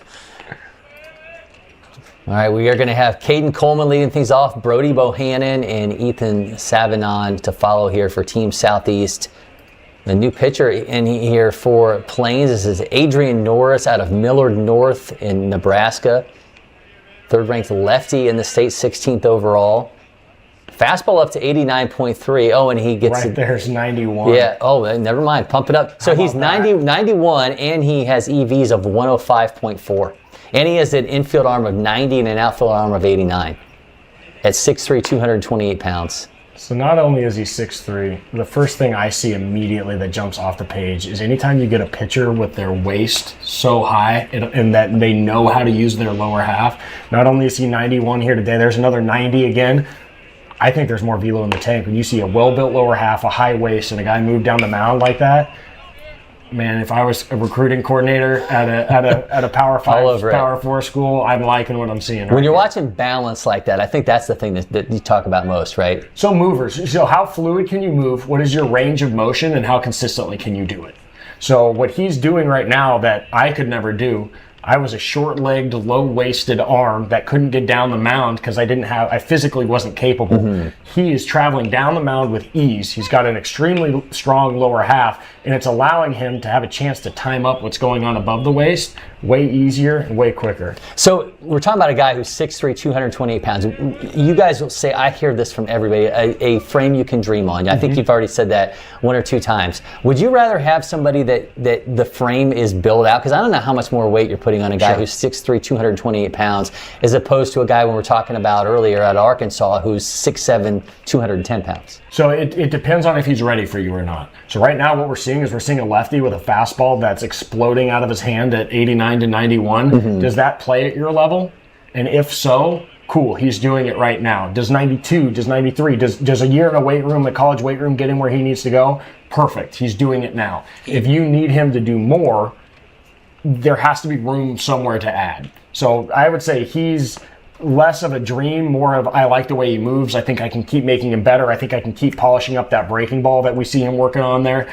So he's more of a project on, can I take the athlete, the way he moves, the strength he has, and make him better there, versus the 6'8" guy is, I'm not going to do a ton with the mechanics. I'm going to rely on the added weight and strength to take him there. So it depends on what you want as a pitching coach, what you think plays for your school at that level is going to depend on which way that fence you fall on. And I obviously do not know Adrian Norris nor his conversations he's had, but I would assume a guy who has a 105 EV and a 90 infield arm to go with a 91 plus fastball at this point probably has aspirations that he can do two things at the next level. He's going to try, right? Yeah. And what I tell everybody is I can always tell you what I think they're going to be better at, but ultimately they have the right for this game to tell them when they can't do it anymore. That's true. And whether that's at a junior college, an NAIA, a Power 4 school, this game is too hard and life is too short to not do what you want to do. So if these guys want to go do it,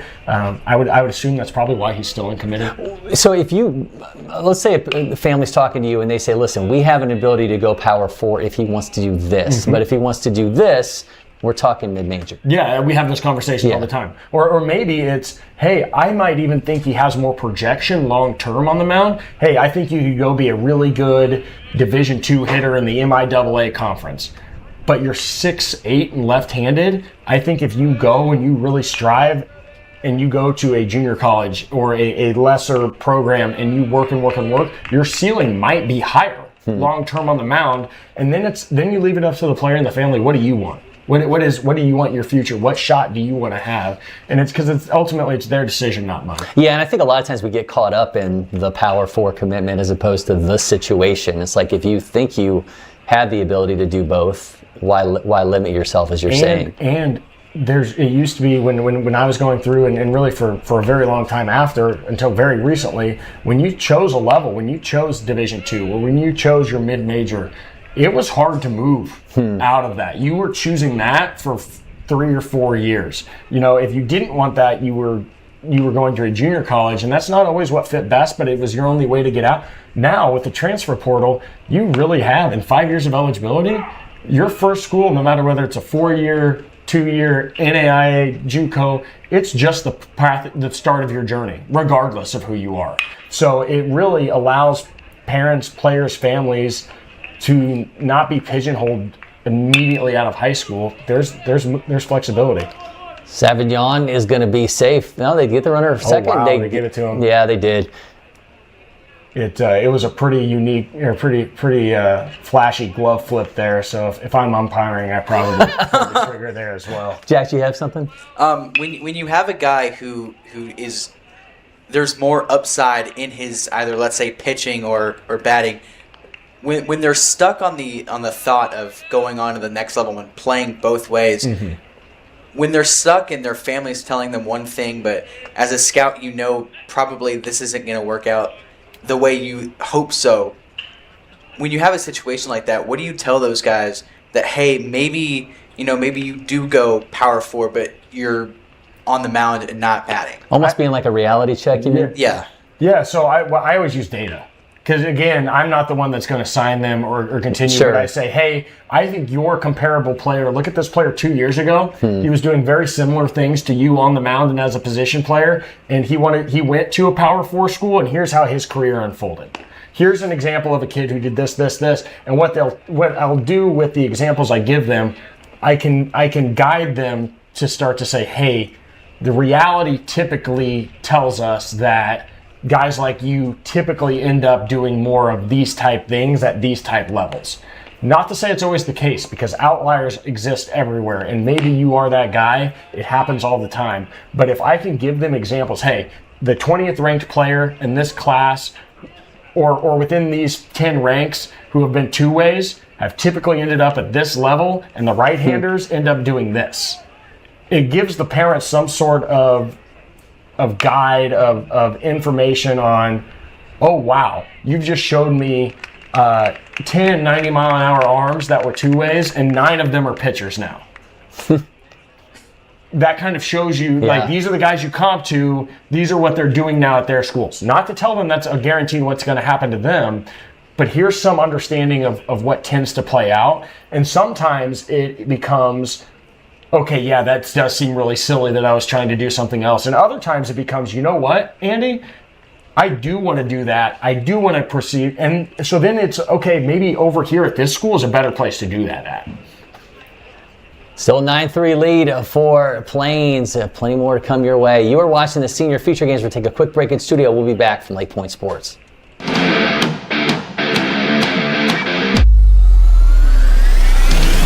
There's nothing more important for your organization than the look and functionality of where your team spends most of their time. Here at Netting Pros and Stadionic, we create iconic facilities that exceed industry standards and become the headline of your organization. We've worked with dozens of the top leagues, collegiate programs, and professional baseball organizations.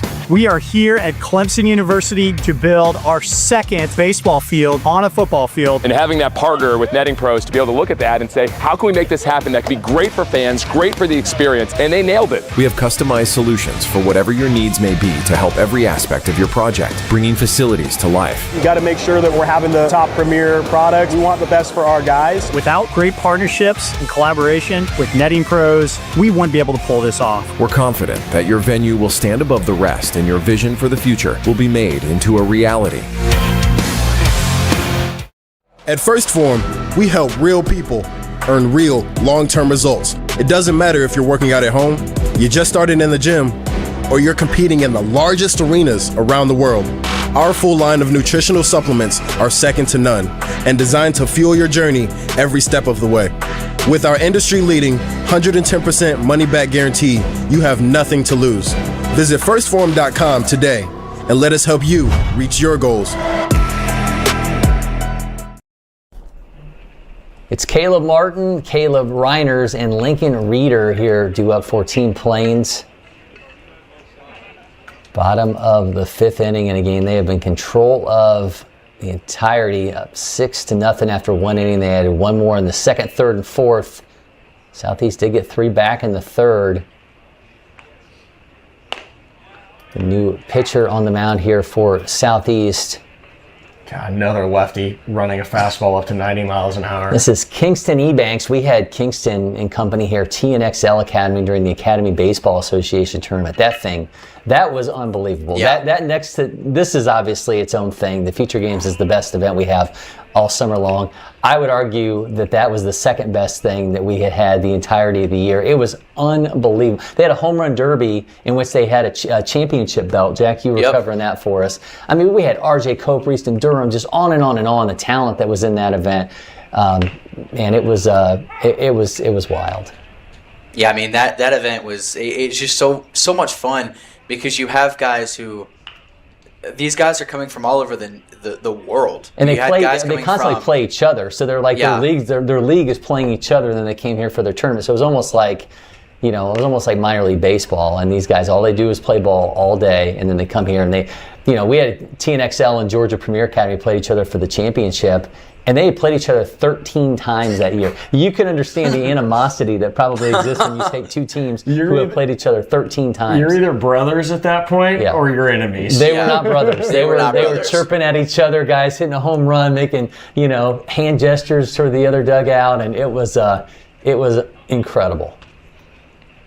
Gosh, we're talking about that, and I just keep getting distracted by, is this Ebanks the left-hander on the mound? It is, right here? This is one that won't be uncommitted for long after this event. What an absolute arsenal he's already shown off. 88 to 90, that arm unfurls and comes down, and as I say that, he gives up an 100-mile-an-hour exit velo. This Plains team is just on balance and on time over and over again. But the Ebanks on the mound, he's flashed a couple breaking balls for us already, and that's one of the better left-handed breaking balls I've seen all summer. And it's out of an uncommitted guy. And he's 13th at his position in Florida, which you move into another state, and what are you talking about if he's if he's on that Plains team? What are you talking about? I can tell you this: if Ebanks is in Kansas, he is committed years ago, a year ago, I guess, is what it would be. These guys don't stick around long in the middle of the country.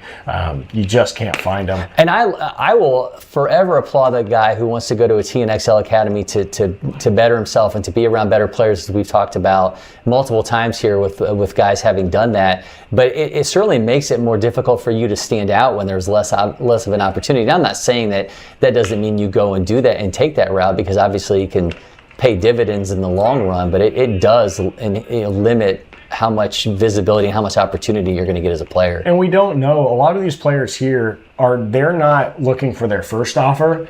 They may be looking for their dream offer. And so, I say that this guy would be committed. Well, I'm sure he's sitting on a few offers and could be committed if he want. But a lot of times, this event now, these players know, hey, if I don't have the one I'm looking for, there's going to be 400 schools here. That's true. To give me a chance. So he may be in that boat as well. And I know he gave up the double there. That was a really good swing. But gosh, he's showing me some impressive things here. Jack, you had mentioned last year we had some guys who, after the first day or two of senior feature games, were done. Literally, they got their commitment and they were out. A year ago today, there was a guy who pitched in 2 innings and then committed a UIC. Just that night, he just posted a graphic saying, hey, I'm committed. I'm not going to be playing anymore in the senior future games. It's like there's so many opportunities, just especially this day, because you don't have the future games and junior future games as well happening at the same time. Yeah, this is their point of interest. This is their one day where it's just them. All eyes are on them. Yeah, it's a really good point. It's a really good point that it is the spotlight is on them. There's another breaking ball. He knows it's a pitch and he's trying to get it. He's just not quite as sharp as he could be here. On a team like TNXL, I mean, they had Sean Evans, Spencer Evans. Sorry, Spencer Evans was on that team. Ended up getting LSU commit, got drafted by the Pirates. Georgia Premier had Cam Jackson. But it's like when you're on that pitching staff, I mean, you're trying to work on something. How many in-game opportunities do you get to to get work on something. So I'll comp it to the same reason why I think it's really hard and it has to be a really good fit for a guy to go to a Power 4 out of high school anymore too. If you're looking for that Division I commit, you're going to be playing with guys that are on their 4th, 5th year of eligibility, that they've been through the college game. A lot of them have portaled from other schools in that just have more history, more track record, and more time spent at that level. So not only are you fighting it there at the academy, but get used to it, because that's what happens at the next level as well. And this is well inside. Count 2-0 here. You've talked about it before, about the confidence of the pitcher. I like to say a lot of the time that you have to have that goldfish mentality in baseball. When you're looking at pitchers for an event like this, or even for rankings, how much do you believe that they need to have that ability to flush out the bad that just happened and to move on to the next few pitches? So I try not to get that granular in picking guys for the team, but when they get out there and you get on this stage, it becomes really important that colleges decide that. So I try to keep that out of my decision-making process and let them show that they have it or not on the field. All right, Jack had mentioned the open-ended questions that we were talking about here for you guys. I personally have always been interested in this. Who's the best player you ever scouted? That's a really good question. I watched Jackson Holliday go through his tear in Oklahoma when he was impossible to get out in high school baseball. And I'll go with another Okie that in a similar heater, but on the mound, Jackson Jobe. Okay. If you know that name, big leaguer right now. There was times where he would start the first inning, be completely untouchable at 92, 93, with a 3,200 slider. And by the 7th inning, it was 96. He would get better. I'm going to get the stats wrong, but I think Jackson gave up 1 earned run that year. Wow. And I think he had something like 3 walks in 70-something innings. As a guy who was an absolute flamethrower. So like those guys, Jackson's both of those guys are big leaguers. But the level of dominance at a high level in Oklahoma baseball and really good SEC commits that were facing them had no chance. Those guys were just different. I always find it fascinating talking to pro scouts when they go out to see a guy and they'll say, hey, I went out, watched him 2-3 games, nobody ever pitches to him. It just makes to me what we have here during the summer so important on what the resume is for these guys going into their draft year, because they're going to get challenged here. They may not get challenged maybe once, twice a week in a high school season. They're going to get it here consistently. Yeah, we force it to happen. And one of my biggest soapboxes is I don't know how these area scouts and these cross-checkers, I don't know how they do it. I am so used to getting to see a guy 4-5 times a year for 4 years straight. Yeah. If I don't know who the guy is at that point, that is squarely on me. A lot of these area guys get to come in and they're trying to figure out whether they're going to pay a high schooler $1 million or not on 1, 2, maybe 3 looks if they're lucky. Yep. Which is why I take so much pride and why I believe so deeply in what we do at Prep Baseball, is because we provide that info. Here are all the looks we've got. Here's all the data we've collected. Here's the report that we're turning in. And we can. I think it's a huge reason we become part of the models for these big league clubs, where they're using our video, our data, our info, not because we're right and they're wrong or anything like that, but we're just more looks, we're more data for them, and I couldn't be prouder to be a part of that. This is Ben Evanson, by the way, driving in 2. He's 1 for 2 with 2 RBIs. I've told this story before on the air here, but when I was writing a Braves book, I talked to Tom Batista, who was the scout with the Braves who ended up signing Freddie Freeman. He's also that one is driven to the shortstop. He dropped it. But he's also Christian Yelich's stepdad. So he was telling me that when he was working in California, that it's a cross-checker, that he was sending he was with the Angels at the time. And so he was sending a guy out to New Jersey to go look at a player. And he said he called him after a couple days, and he was like, "Well, what do you think?" And he's like, "I don't know. I saw the guy for 2 games, and nobody ever pitched to him." He's like, "All he does is walk." And he said, "Well, everything we've gotten on him is really good." Well, it was Mike Trout. He said, it's just like, what do? It's like everything looks good. The guy moves well. We need the swings there, but if you never pitch to him. Which again, I feel so blessed, and I believe in our product so much. We get to have guys in showcase workouts. Yeah. So we get whether somebody's pitching to you or not. I know what your BP exit velo is. I know what your 60 time is, whether you're getting an opportunity to steal or not. So we have these baseline data numbers that just don't lie. And again, we get to see you in so many situations. Yeah, that's huge. That we get to do that. And again, in high school baseball and summer baseball, you don't always get that opportunity, but the way we do what we do, we make it, we get it. So it's just got to be frustrating for these hitters, though. Like, the book gets out of them. I remember talking to Brady House about it when he was a senior here in Winder Barrow in Georgia. Obviously, he's part of the Nationals organization now, but he's like, you don't want to get away from who you are by swinging at pitches you wouldn't swing because they won't pitch to you. But it's like you don't want to just sit there and draw your walk every time. It is a really tough spot for these young guys who are, it's not just whether I'm going to commit or not for, the Brady Houses of the world. It's whether I'm going to make $1 million or $2 million or $3 million. Yeah. And they're trying to decide, do I chase the fastball that I know is off, but I want to get my swing off? Yeah. And shoot, he might call it a strike anyway because we're in high school baseball. Sure. It's so at that point you're no longer. It's really it's really easy to get quickly outside of yourself and to get into thought processes that aren't super conducive to you being successful. When for so much of these guys, what makes them good is when they step in the box, they clear their mind, and they hit.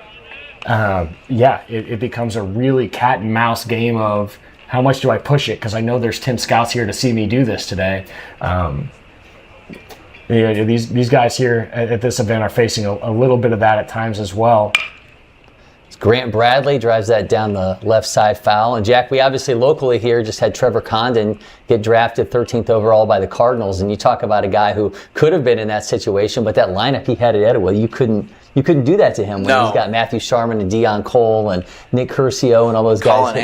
Colin Anderson. Caden Borchard. Yeah, he was basically playing on a travel team during the high school season, and there was you had to pick your poison, and guy ends up riding it into a first-round draft pick. And Trevor signed, correct? Yes, he signed. Gosh, you bring him up, so I'm going to take the opportunity. People are probably sick of hearing it. I got to be around him at the All-American games. He's a great kid. What an electric human being. What an absolutely electric human being to get to be around. The guy showed up to the park. I like to pride myself on having some energy and bouncing around. And I looked over and I was like, I'm getting beat by that guy. He is more excited than I am to be here. And he kept that energy for the entire All-American games. And you see some guys trying to be self-aware and making sure, hey, I don't want to go too far outside of my comfort zone. And Trevor was unapologetically himself every second of the event. Couldn't have been more excited to see him get taken where he did. Great kid. I've known him since he was in 8th grade, and just to watch him kind of come into his own. I've talked about this many times over the last week plus, but when they came up as freshmen, he was the third guy. I mean, there was time where Deion Cole, another organization had him as the number 1 player in the nation. Matthew Sharman comes out, his brothers, at Clemson in Tennessee, and he looks like he's going to be the big gun, and very early, looked like a very mature pitcher on the mound. And Trevor was always that guy that was fighting, the smaller guy, always fighting for opportunity, and he just kept leveling up. And you never want to comp anybody, but it almost feels like the success of like a Pete Crow Armstrong, when you have somebody you're like, I kind of see that. And you saw it so many times during the draft. Mark DeRosa was correlating the two of them together. It's almost like when someone sees somebody else do it, it like opens the window to be like, yeah, I want one of those. And I think that's only helped him beyond the fact that he's a really good ball player, has a great work ethic, and is just a good kid. And I'll even go as far to the confidence that Trevor Condon had. It always reminded me of like some Trevor Pedroia or Dustin Pedroia, stuff, yeah. where it's just like, is someone going to tell this kid he shouldn't be doing what he's doing right exactly. now? Is anybody going to let him in on the fact that he shouldn't be here doing this? Yeah. And it just never crossed his mind that he wasn't,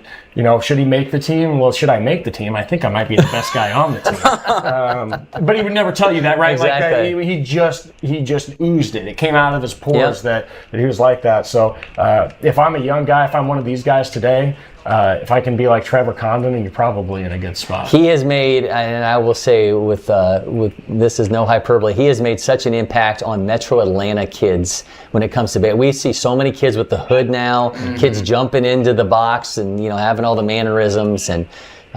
He's only, and I texted him the night of the draft and I said, don't you forget the impact that you've already made and you're going to keep making on young kids. Don't ever lose sight of that, because that's the position he's found himself in now. I'm a 36-year-old man, and he made an impact on me with the joy he played the game with, and in an arena where everybody's trying to be professional and buttoned up, and he was just him, and it was really fun, and I will forever be a Trevor Condon fan after that event. The only thing that I was upset about him getting drafted that early is that we weren't going to get to see him in Tennessee, because I thought that in the SEC would be unbelievable to see how much they would get behind him. Absolutely. 11-3 lead for the Plains over Southeast. We are moving along. Inning number 6 continues when we come back from LakePoint Sports. The success of every athlete depends on their instincts and split-second decision-making skills.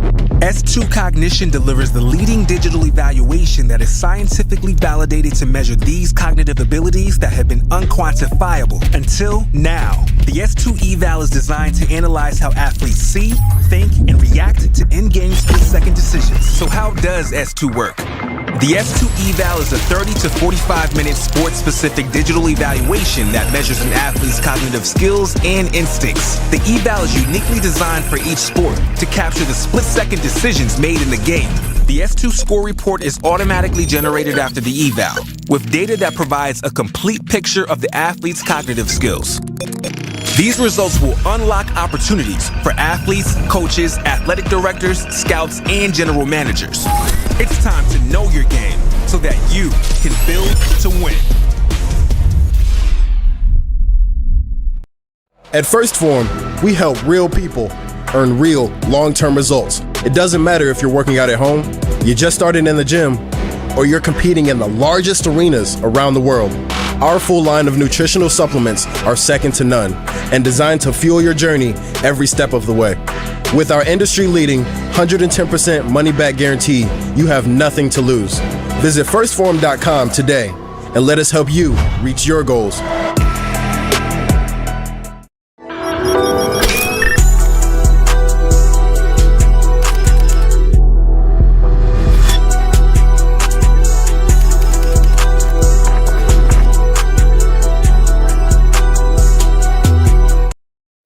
Congratulations, Mom and Dad. Your life now revolves around sports. Well, you wouldn't trade it for anything. Welcome to Sporthood. DSG, only at Dick's. Achieving your health and fitness goals takes hard work and the right nutrition. That's where First Form can help. Our industry-leading protein supplements can help fuel your journey. Visit firstform.com today and elevate your results. Welcome back. Bottom of the 6th, where Plains leads 11-3 over Southeast. Cory McCartney being joined by Andy Urban, who's got to step out. Andy, man, this was awesome. Hopefully you'll be able to come back. We've got future games, junior feature games to follow. So an open door here for you, man, here in studio. Any chance for me to come and talk about these players, I'll take it. I absolutely love it. This is my favorite week of the year. So thanks for having me on, and I hope to get back on here with you. All right, man. Thank you. We'll see you soon. Thank you much.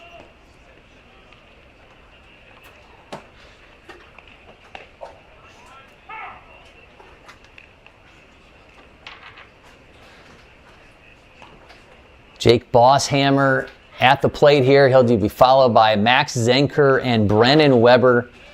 Team Southeast giving us a little bit more of Kingston E. Banks from TNXL Academy.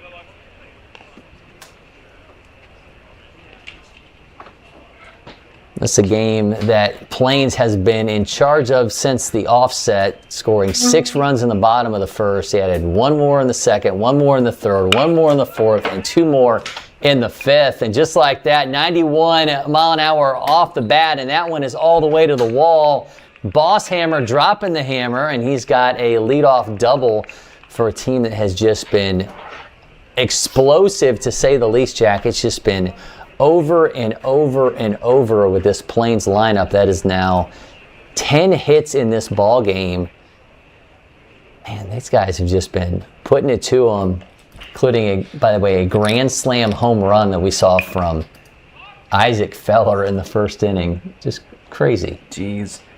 I mean, this event is just like, it's dudes after dudes after dudes. I mean, a lot of the time, you'll have teams throughout the summer where there'll be a couple of guys, and then, you know, kind of the usual people we see around here. In the future games, it's everyone's here to play. Everyone's here to just absolutely dominate. We've seen great pitching in this game, and both offenses have done a great job. Plains have been able to read Southeast is pitching really well. And this Plains team, it's got some pitching, it's got some offense, and I just love the fact that, you know, and that one is drilled by Zenker, and man, he put an absolute charge into that one. Another blast. He is backtracked on Zenker with another home run for this squad, and man, this has just been ridiculous. Wow, he just drilled that 94 mile an hour, and Zenker from West Fargo Cheyenne High School in North Dakota, top-ranked shortstop in North Dakota. This has been said multiple times on this broadcast, but I 100% will expect, if you were to go down and talk to these Plains kids, that they said, those kids from Georgia and Florida, they think that that's where all the talent's at. Yeah, we're coming into this with an edge. And these boys have been ridiculous. And Brendan Weber now stepping in. That means Feller, the grand slam home run is looming. But this has just been wild.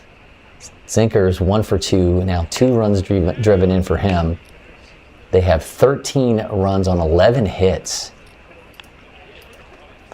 And every time someone does something in one of these games and that crowd pops, there's more and more people coming here to watch you. Yeah, they hear the applause and know it's for a reason. You gotta make my way over there. But this Southeast team, it's guys we've seen countless time over the years. Yep. This Plains team, we're seeing some of these guys at least here for one of the first times. So, well, it's just a tough area to scout. I mean, Andy was talking about, you know, some of these areas there, lightly recruited, lightly scouted. It's not. It's a space issue. You know, with us down here in the Southeast and LakePoint in particular, but we see these kids from. I bet if we go through the rosters, these Southeast kids, every one of them has played here at LakePoint at least 3 or 4 times. Yeah, and there are probably 3 or 4 kids on the Southeast, on the Plains squad, who have actually played here before. Yeah. And a lot of them were because they were past future gamers. I mean, there's 2, 3, 4, I'm sorry, I already knew that. 5 players with past feature game experience. 5. Yes. So outside of those 5 players, how many of them have been on these fields before? Not nearly as many as what's on the Southeast squad. Yeah. Yeah, I mean, it's just difficult in those areas because there's not, the population isn't as large as a Georgia or Florida, or there's not as many massive cities. Well, I think it also is like a matter of like if a state is a talent hotbed, people have expectations that that's where you go to look for your shortstop. That's where you go to look for an arm that you need, and it's just, you know, you go to see one guy, another guy gets attention. I just think it's kind of part of it. I'm not sure. We're just flipping through a bunch of different games now. It says Texas and Colorado and Minnesota, and let's go back to the game that we had, which was almost Florida, Alabama. We're getting having closer, having flashbacks here. Oh. No, that's in a couple not days. Happening, yeah. I know, yeah, there you go. They're almost there. There you go. Yay. 13-3 lead for the Plains. That's right. That's what should be on there. All right, now we're back in action. I thought Andy was coming back for more. He forgot his bag. I thought he wanted another round.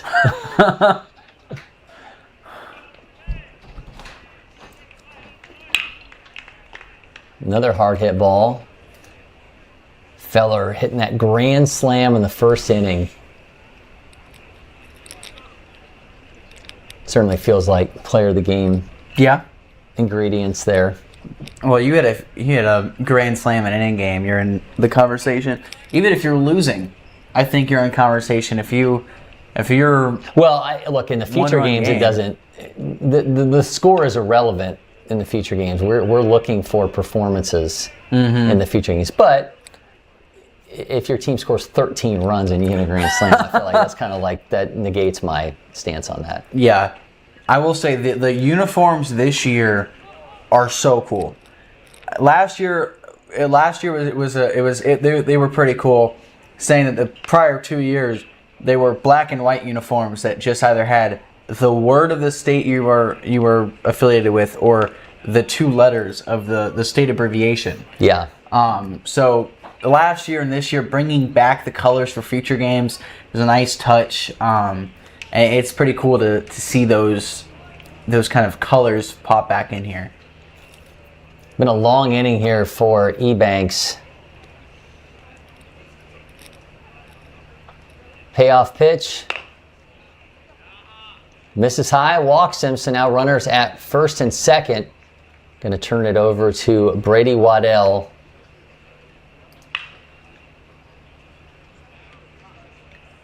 I'm also pretty sure that during future games, there's someone in center field with a camera. There is, yeah. Yeah. So it's like the game part of it isn't as wild when you think about there's literally people on the field not playing, just with a camera. Like, I think if I went during an actual tournament, if I went in center field with my camera, I think I'd get told very quickly to get off. So I was once at a spring training game between the Mets and the Braves at the Mets facility in Port St. Lucie. And Tim Hudson, who was not pitching that day for the Braves, was running wind sprints along the warning track while the game was going on. Oh my God. So I kind of feel like this is about as close as you get to that in a competitive environment. But he was literally in the outfield running the warning track doing wind sprints while the game was happening in front of him. Yeah, it's spring training. And he wasn't pitching that day. He was doing the training part. He wasn't doing the... Yeah. He wasn't springing to action. He was just going on a nice cruise. Brady Waddell 1 for 2.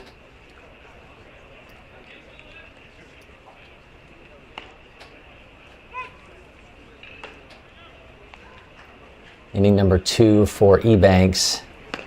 He misses high, that goes all the way to the wall. Both runners will advance 90 feet.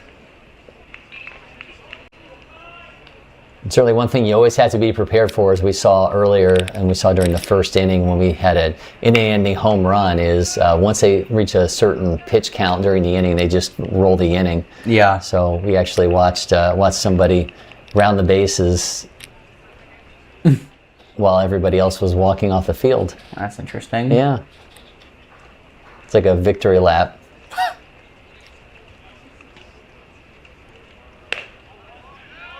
Ooh, drops that in for... Oh, it just misses. The count's going to be full. Man, that was a pretty looking pitch from Ebanks. And that's the thing that Andy was talking about with this kid, right? It's like, clearly he's real close. He's real close to having an arsenal that a lot of coaches are going to want on their roster at the next level. Payoff pitch. Dribbler. Second base has it. Throws to first. Productive out, though, as run crosses, makes it 14-3.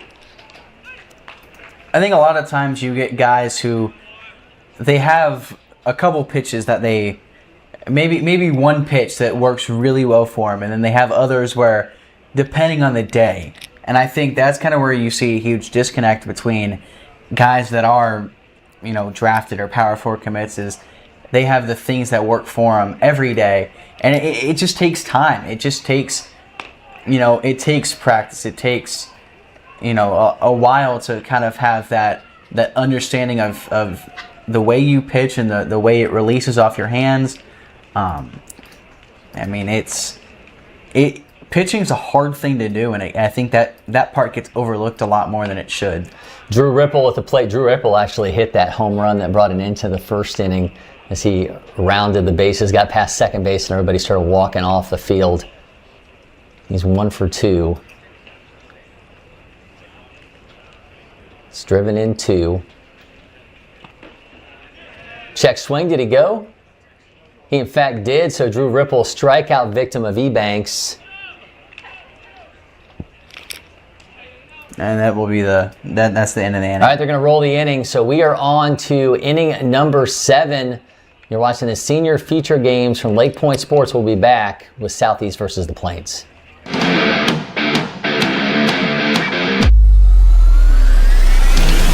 There's nothing more important for your organization than the look and functionality of where your team spends most of their time. Here at Netting Pros and Stadionic, we create iconic facilities that exceed industry standards and become the headline of your organization. We've worked with dozens of the top leagues, collegiate programs, and professional baseball organizations. We are here at Clemson University to build our second baseball field on a football field. And having that partner with Netting Pros to be able to look at that and say, how can we make this happen that can be great for fans, great for the experience, and they nailed it. We have customized solutions for whatever your needs may be to help every aspect of your project, bringing facilities to life. You got to make sure that we're having the top premier product. We want the best for our guys. Without great partnerships and collaboration with Netting Pros, we wouldn't be able to pull this off. We're confident that your venue will stand above the rest and your vision for the future will be made into a reality.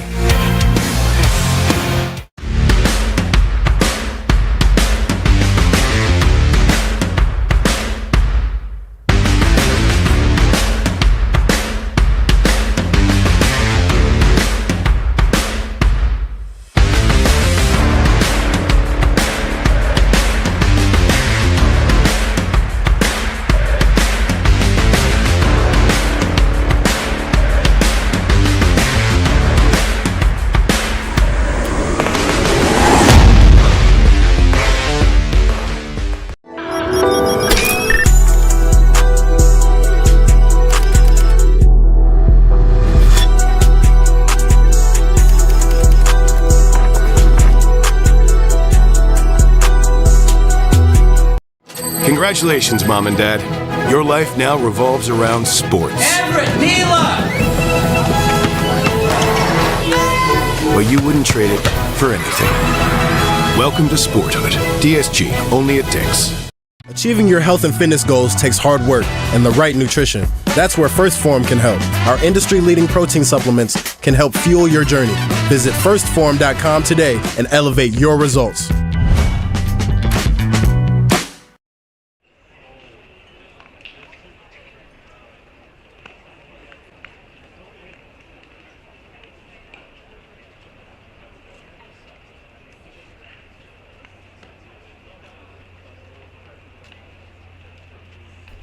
Welcome back. Southeast versus Team Plains. Action will continue 15-3. It's the top of the 7th.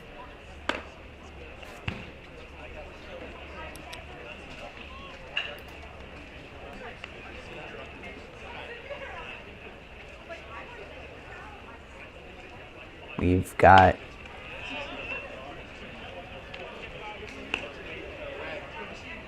Cole Cheatham on the mound. We've got Stegbauer at the plate. It's a 1-2 count.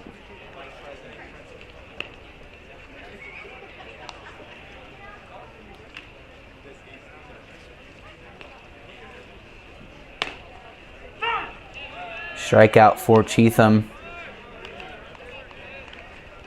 Cheatham out of Concordia Junior-Senior High School in New England. The 5th-ranked outfielder in New England, the 33rd overall. As exit velos at 99.3.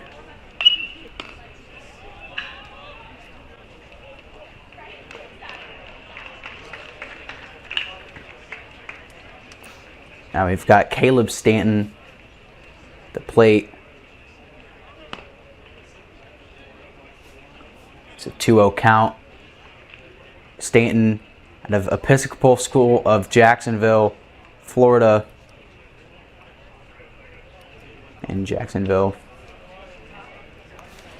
Be like the good place that one time in Jacksonville. Caleb Stanton has that every day.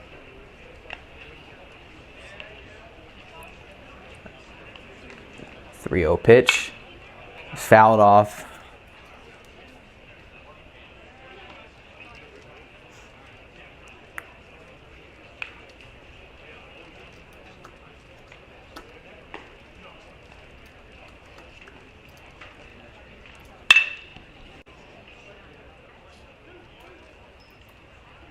That ball is hit 107.4 into center field.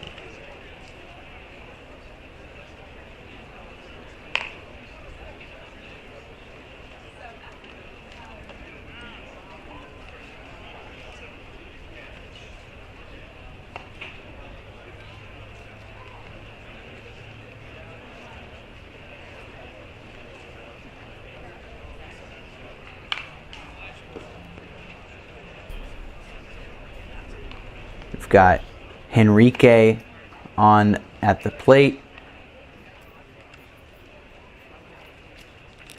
Maddie, you saw the 17U National Championship, and now you're here for the Senior Future Games. When you're running, when we roll from one event to the other, how difficult is it to kind of get out of one tournament and move on to the next? I don't think, especially with something like Future Games, I don't think it's as hard. When it's two tournaments back to back, it is a little bit more like it feels sometimes like you're watching the same thing. Mm-hmm. But with something like Future Games, it's such a unique event that, to me, it almost just feels like you're watching a home run derby or an All-Stars game, something of that caliber, that it's just something that's really entertaining and fun to watch. And the whole week for us that are here, maintaining coverage and taking photos and posting, it honestly feels like a really fun summer camp. So that's one thing that really just distinguishes it from other things that we have here. It's just something really fun, and it's something very exciting for these guys that get to come here and showcase what they've got up their sleeve. Well, like a school summer camp, we're all locked together, and there's no getting out of this. We are strapped in and going forward. The count is now full. Adrian Henriquez is at the plate. Henriquez out of Miami Springs Senior High School in Florida. He's got an EV up to 101.3, a bat speed of 75.5. He sends that 91.2 miles per hour foul.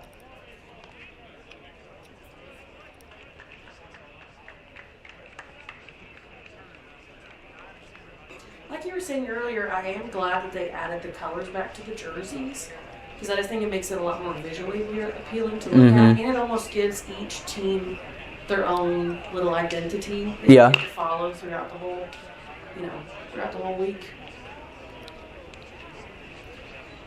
Well, there's runner on second, 3-2 count, 1 out. Adrian Henriquez still up to bat. But yeah, as I said earlier, the color, the uniforms with color are so much easier, because if trying to call this game and one of them is wearing all white with a couple letters in the front that say who they are, and the other team is wearing the opposite with the same thing,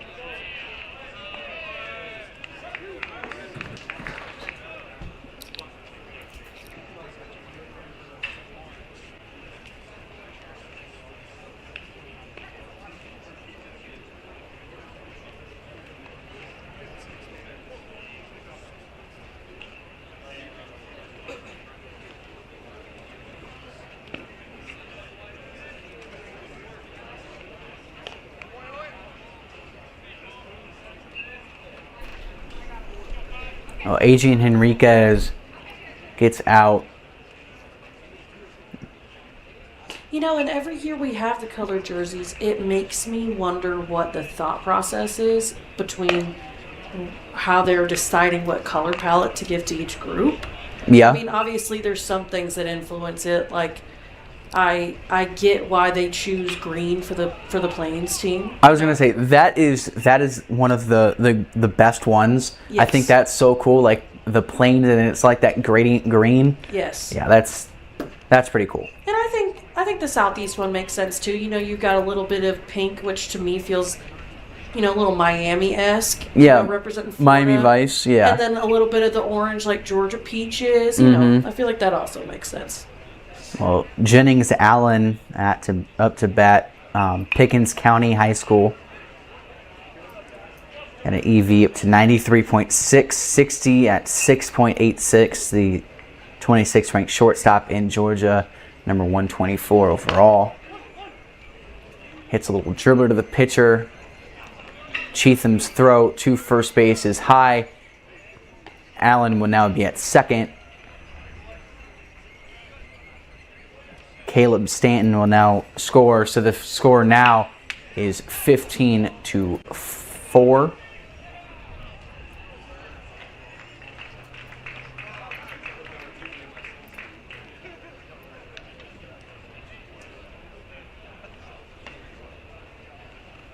Now up to bat is Jaden Cedino out of True North Classical Academy. Do you think they play Mozart all day? I don't know, but that would be really interesting. Like they're like their alma mater and like fight song is just like Mozart and Beethoven. Yes. I think that would be. I'd love it, honestly. I think that's the True North Classical Academy way right there. That sounds great. The Cedino, the 16th ranked outfielder in Florida, 69th overall, and an exit velo to 100.6 and a bat speed of 71.7.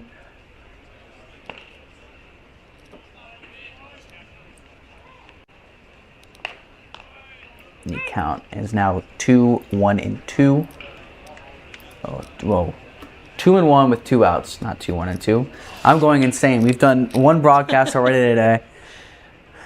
This broadcast not taking as long, but still have to go 7 innings. And then this one has to go 8. So a lot of baseball today. But as people who thoroughly enjoy baseball, at least myself, I do. Feature games is always so much fun with how much great talent you get to see as Cedino gets walked. Yeah, like I said, I feel like it definitely feels different from other tournaments. Sometimes, you know, we have so many games that are going on, and, you know, it's like we were saying, it's like so much baseball in one day, but that's why Future Games is just so special, because it turns into, you know, it's like you're watching art in motion, honestly. Yeah. Because they're putting out their best product. Well, Ryan Johansson shoots that into left field, 82.7, but it is caught. Score is 15-4. We will be in the bottom of the 7th. We'll take a break here in studio. We'll be back with more from LakePoint Sports. The success of every athlete depends on their instincts and split-second decision-making skills. S2 Cognition delivers the leading digital evaluation that is scientifically validated to measure these cognitive abilities that have been unquantifiable until now. The S2 eval is designed to analyze how athletes see, think, and react to in-game split-second decisions. So how does S2 work? The S2 eval is a 30 to 45-minute sports-specific digital evaluation that measures an athlete's cognitive skills and instincts. The eval is uniquely designed for each sport to capture the split-second decisions made in the game. The S2 score report is automatically generated after the eval, with data that provides a complete picture of the athlete's cognitive skills. These results will unlock opportunities for athletes, coaches, athletic directors, scouts, and general managers. It's time to know your game so that you can build to win.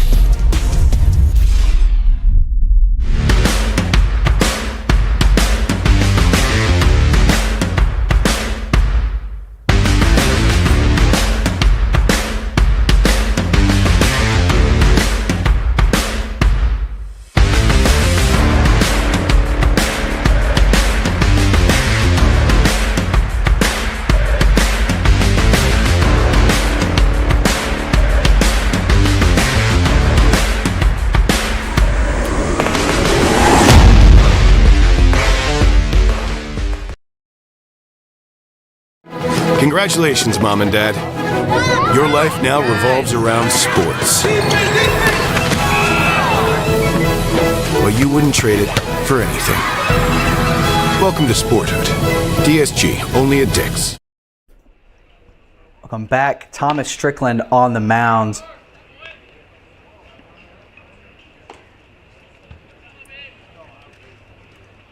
We've got Owen Brown at the plate. Count is tied 1-1. Owen Brown out of Adams Central in New England. As Brown sends that into the right field wall, 91.4. It will be extra bases. Brown slides into second.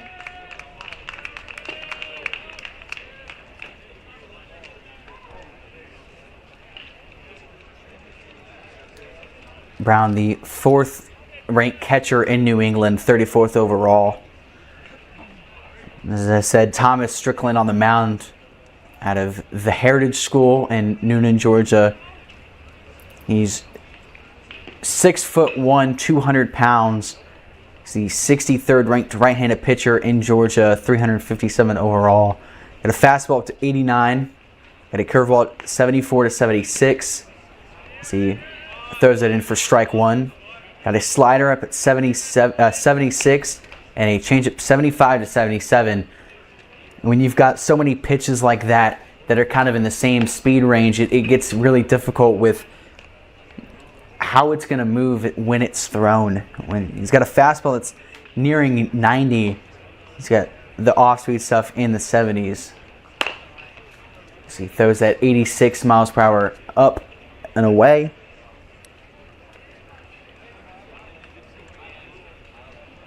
Now up to bat is Colin McQuistian. I'm sorry for Colin's family if I butch that. I am not so great with names, but I try my hardest. Colin sends that in the left field, 76.7. Seems like it was caught. Or no, it was, yeah, caught. So that will be out one. Now to bat is Caleb Martin out of Big Lake Senior High in Minnesota. Martin, the 6'2", 188 outfielder / second baseman. So he takes that for ball number one. Got an exit velo up to 105, bat speed of 83 miles per hour.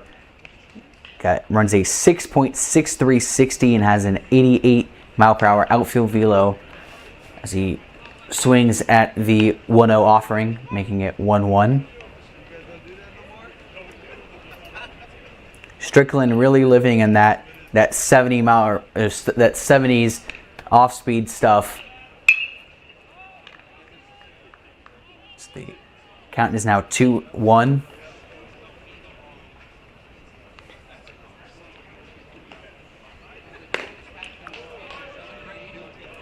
Martin swings at the 2-1 offering, makes it 2-2.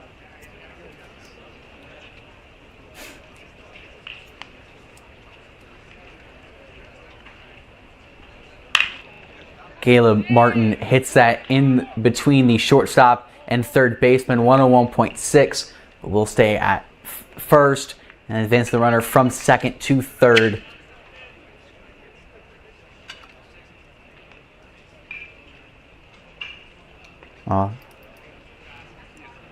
That 105 exit velo is still waiting to happen for Caleb Martin as he hits it north of the hundreds and really didn't even catch all of it. So there's still more in that exit velo tank of his.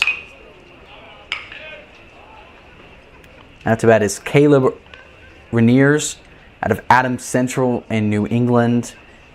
He's a 6'2", 191.6 shortstop / third baseman. He's the number 3 shortstop in New England, number 36 overall. Runs a 6.8860. Exit velo up to 99. Bat speed of 75.9 and an infield velo of 87 as he hits the 0-2 or the 0-1 offering, 85.9 miles per hour foul. The 0-2 pitch is on its way, and it's low. The runner on third will advance. Plains scores again. It's now 16-4 in the bottom of the 7th with 1 out. Rainiers stands here with a 1-2 count.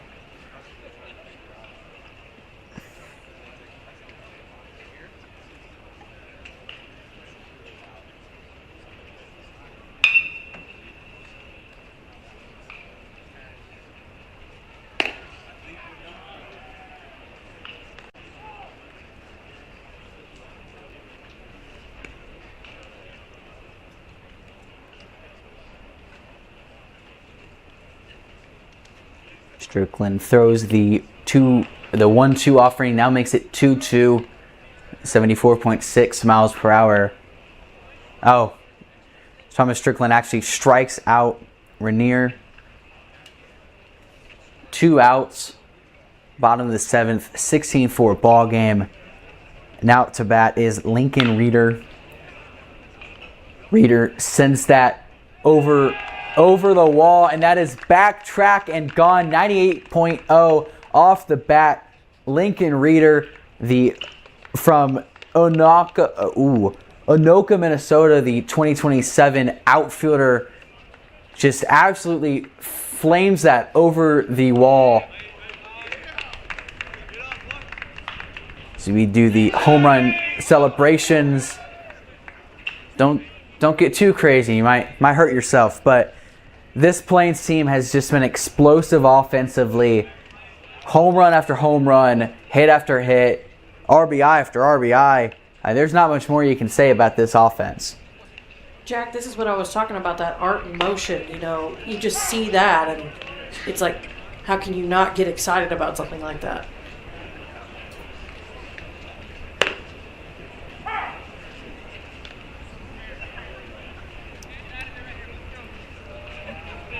Well, and out to bat is Evanson.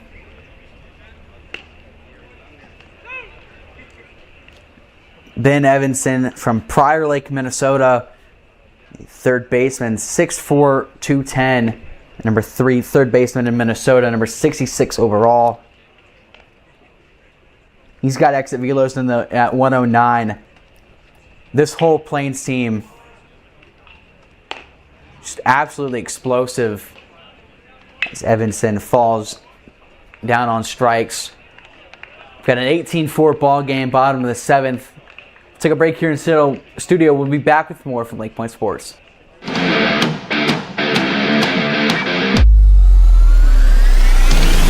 There's nothing more important for your organization than the look and functionality of where your team spends most of their time. Here at Netting Pros and Stadionic, we create iconic facilities that exceed industry standards and become the headline of your organization. We've worked with dozens of the top leagues, collegiate programs, and professional baseball organizations. We are here at Clemson University to build our second baseball field on a football field. And having that partner with Netting Pros to be able to look at that and say, how can we make this happen that can be great for fans, great for the experience, and they nailed it. We have customized solutions for whatever your needs may be to help every aspect of your project, bringing facilities to life. You got to make sure that we're having the top premier product. We want the best for our guys. Without great partnerships and collaboration with Netting Pros, we wouldn't be able to pull this off. We're confident that your venue will stand above the rest and your vision for the future will be made into a reality.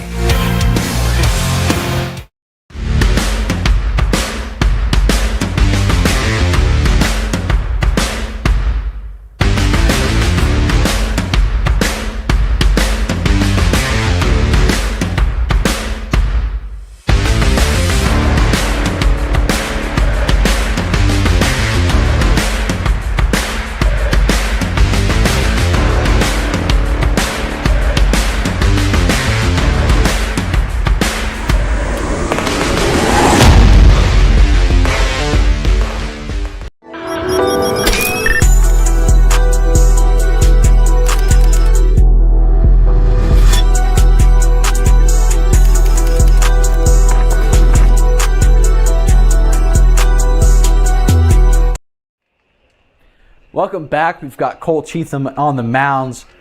We've got Puckett at the plate.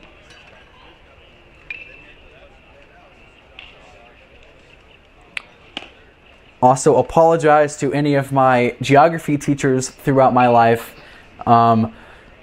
Apparently, I cannot read whether it's New England or Nebraska, so it is Nebraska. I don't know why I ever thought NE was Nebraska or was New England, except for when you're thinking about the New England Patriots. But I apologize for any of the viewers or any of my past teachers who are listening. I apologize. Puckett sends that offering foul. Puckett out of Fellowship Christian School in Roswell.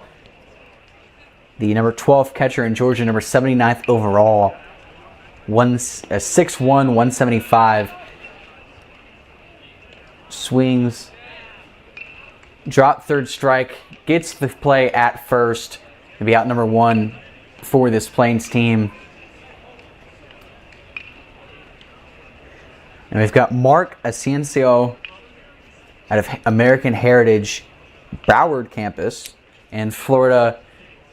The 5'9", 157 shortstop, the number 12 shortstop in Florida, number 113 overall, and gets plunked in his first offering. Will now take the lonesome trip to first.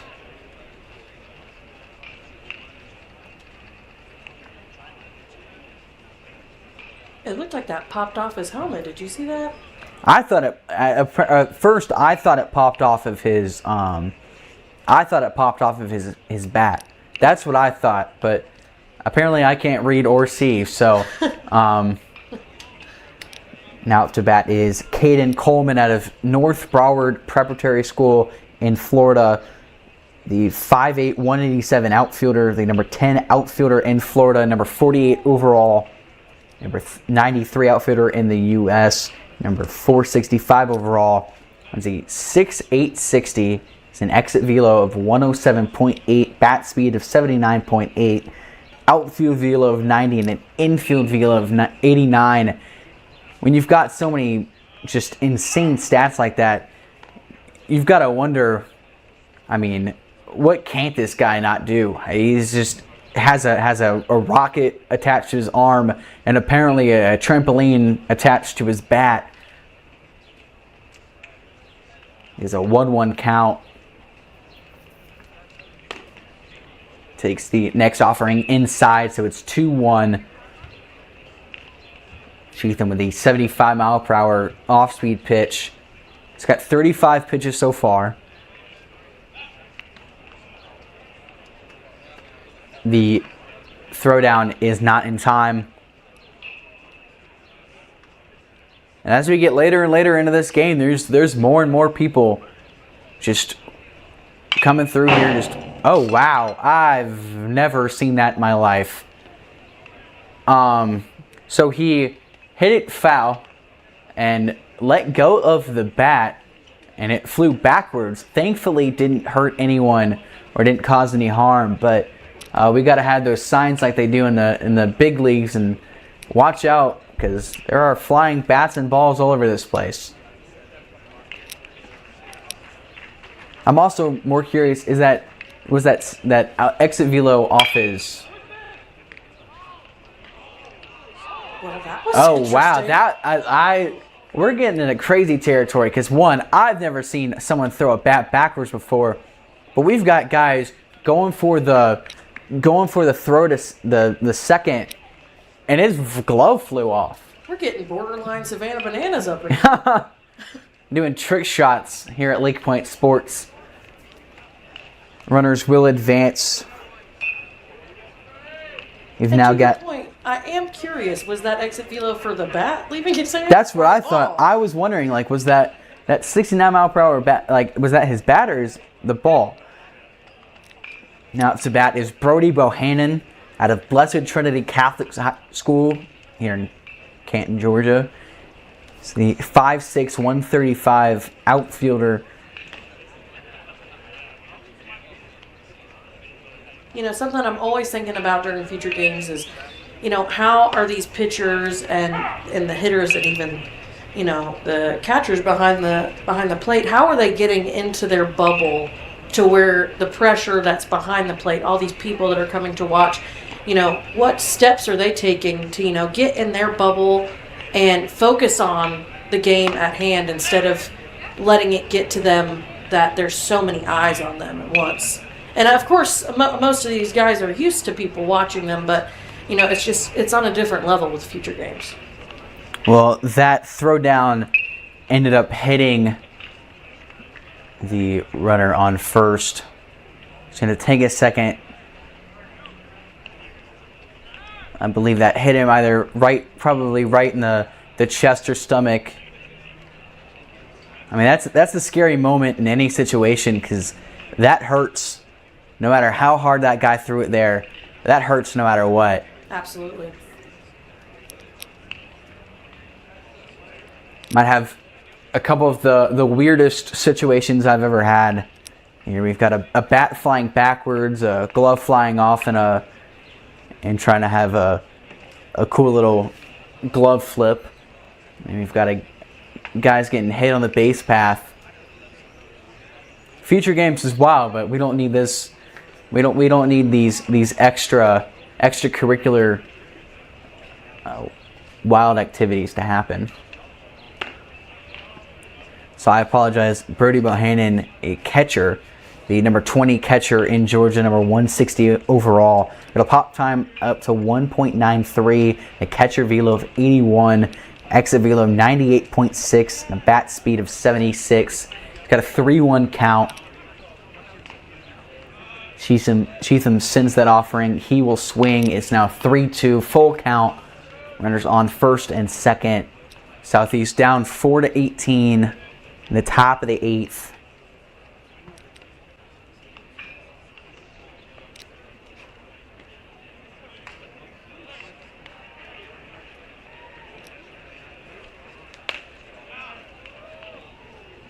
So that offering is inside, so it will be a bases loaded at bat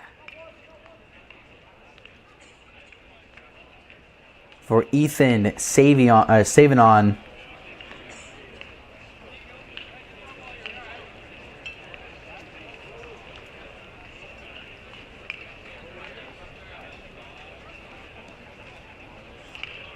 Ethan Savinon out of Jefferson High School in Tampa, Florida.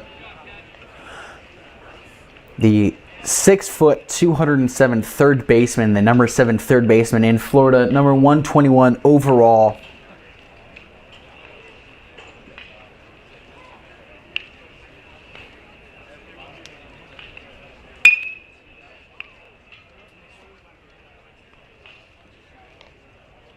So he sends that offering foul.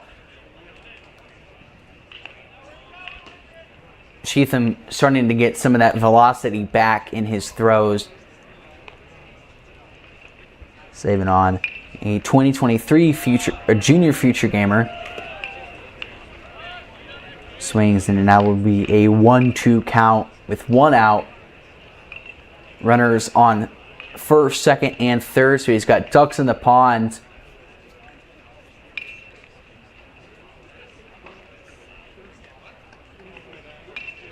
Savinon's got an exit velo of 97.2 and a bat speed of 78.5. He will take strike 3.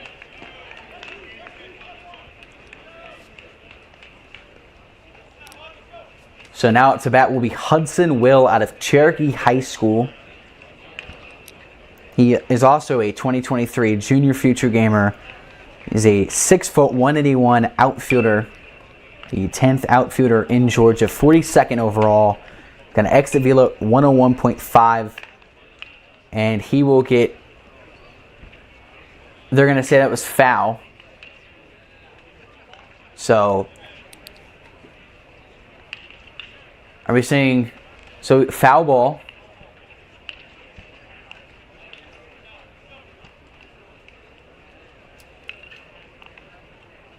Hudson Will, and a guy I know we've had here so many times.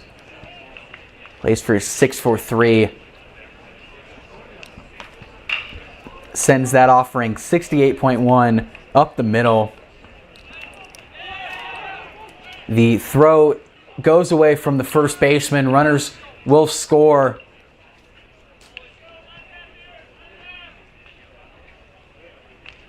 Runner on first and third.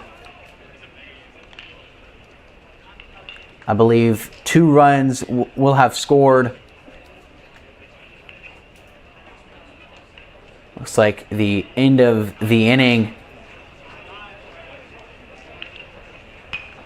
So we're going to head to the bottom of the 8th. It's 18-6. Plains are up against Southeast. We'll be back with more from LakePoint Sports.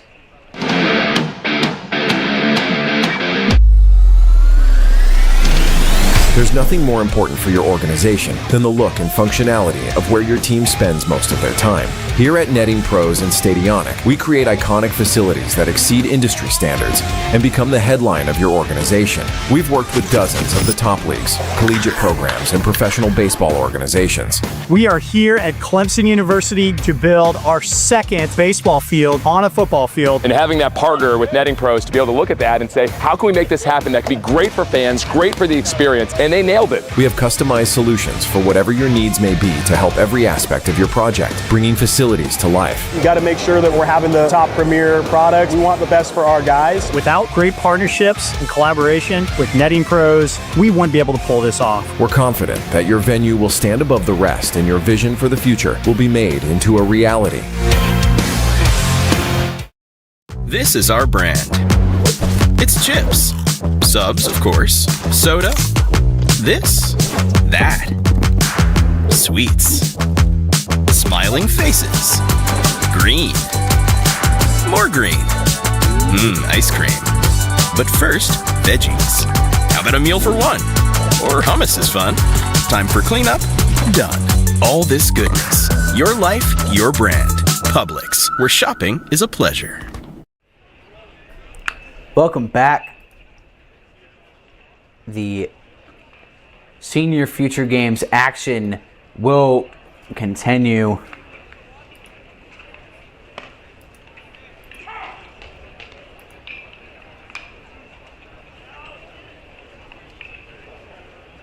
We've got Thomas Strickland back on the mounds. We've got Luke Mitchell at the plate. Mitchell, out of Southwest High School in Nebraska, got it right that time. He's a 5'10", 173 outfielder. He's the third-ranked outfielder in Nebraska, the 14th overall. He's got a 60 of 6.7. Sends that to the second baseman. Second baseman has it. The throw will be in time. The first out in the bottom of the 8th. This time of day is always so beautiful to me here at LakePoint. It's not quite sunset, and we're getting closer to golden hour, and it just feels like everything looks a little bit more cinematic. Jake Bosshammer now to bat, sends that offering foul, as you heard the umpire say multiple times. Jake Bosshammer, which is a boss name in itself, out of Catholic High School in Kearney, Nebraska. The 5'11", 6'11" would be a wild story. The 5'11", 160 right-handed pitcher. Took that off his shoulder. Off the shoulder, and I believe they're going to let him continue the at-bat. Yeah, they're going to let him continue the at-bat, or just say it was a ball. We're not gonna worry. Bosshammer, the 14th ranked right-handed pitcher in Nebraska, sends that offering, the 1-1 offering, 79.8 foul. Bosshammer's got a fastball up to 91. He's got exit velos 95.6. Takes strike 3. Thomas Strickland has 2 strikeouts, or has a strikeout and a ground out to start this inning.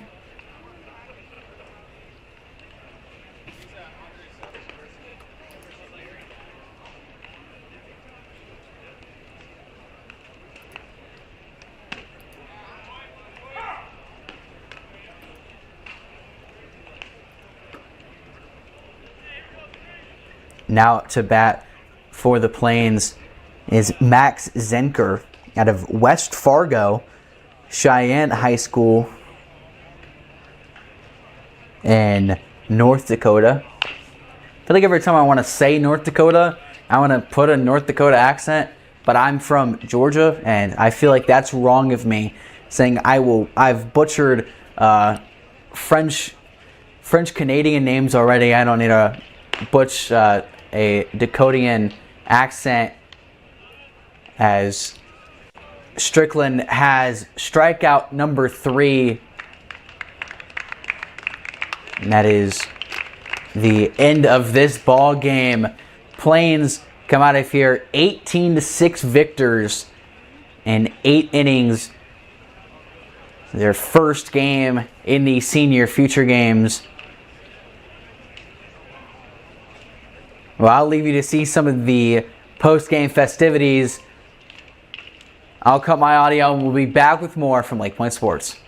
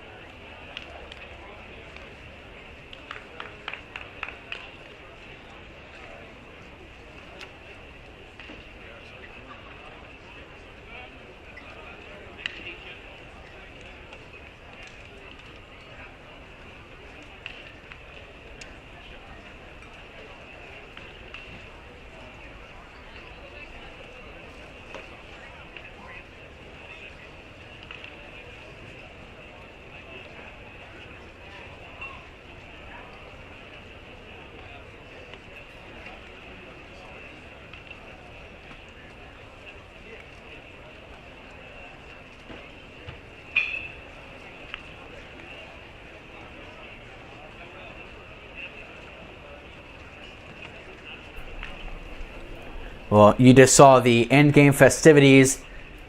We'll put a bow on this game and talk player of the game right after this commercial break. We'll be back with more from LakePoint Sports.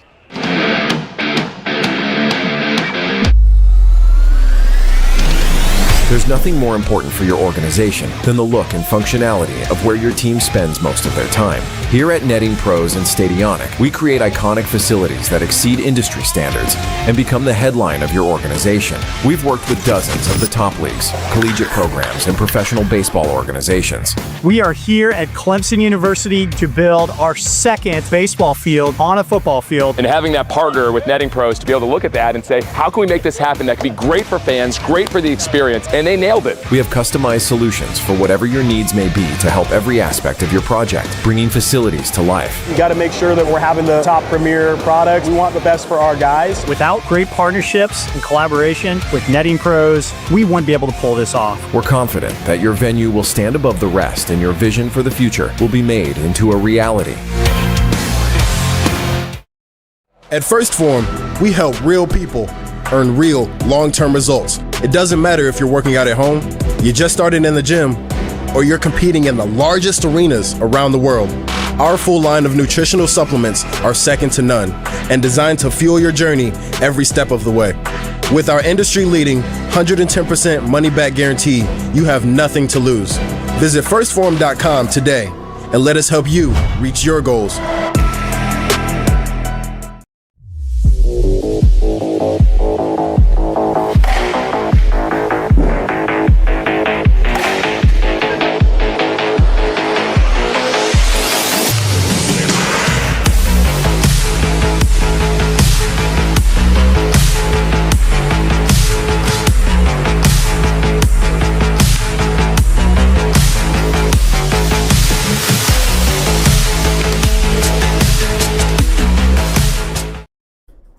Well, we just saw the first matchup from the Senior Future Games between the Southeast and the Plains. Just an incredible ball game start to an incredible event between the Senior Future Games, and Junior Future Games.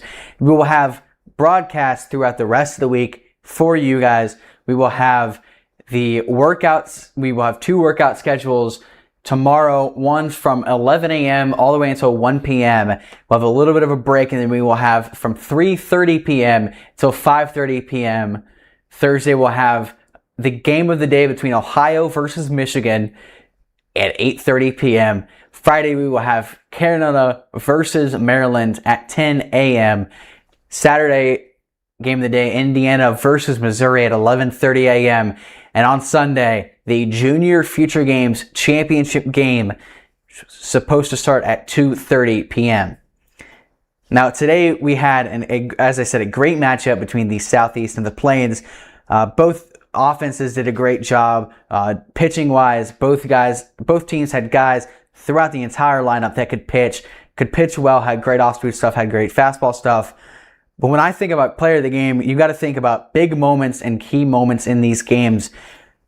You've got to go with Feller. Isaac Feller, an insane grand slam in the first inning to really start off this insane 18-run inning, or a 17-run game for the Plains. Allowed 6 runs, but just insane game between the Plains and the Southeast. High scoring. You're going to see a lot of high-scoring games, great pitching, great offenses, and a slew of in-between. As I said, the broadcast, we'll have 2 broadcasts tomorrow, one for the workout starting at 11 a.m., ending at 1, and one for the 3:30 p.m. slate, ending at 5:30.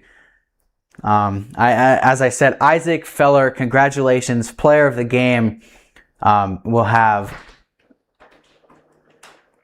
as I said, player of the game. So from producer Maddie Bullock, Cory McCartney, and Andy Urban, I'm Jack McCartney. We're signing off from LakePoint Sports.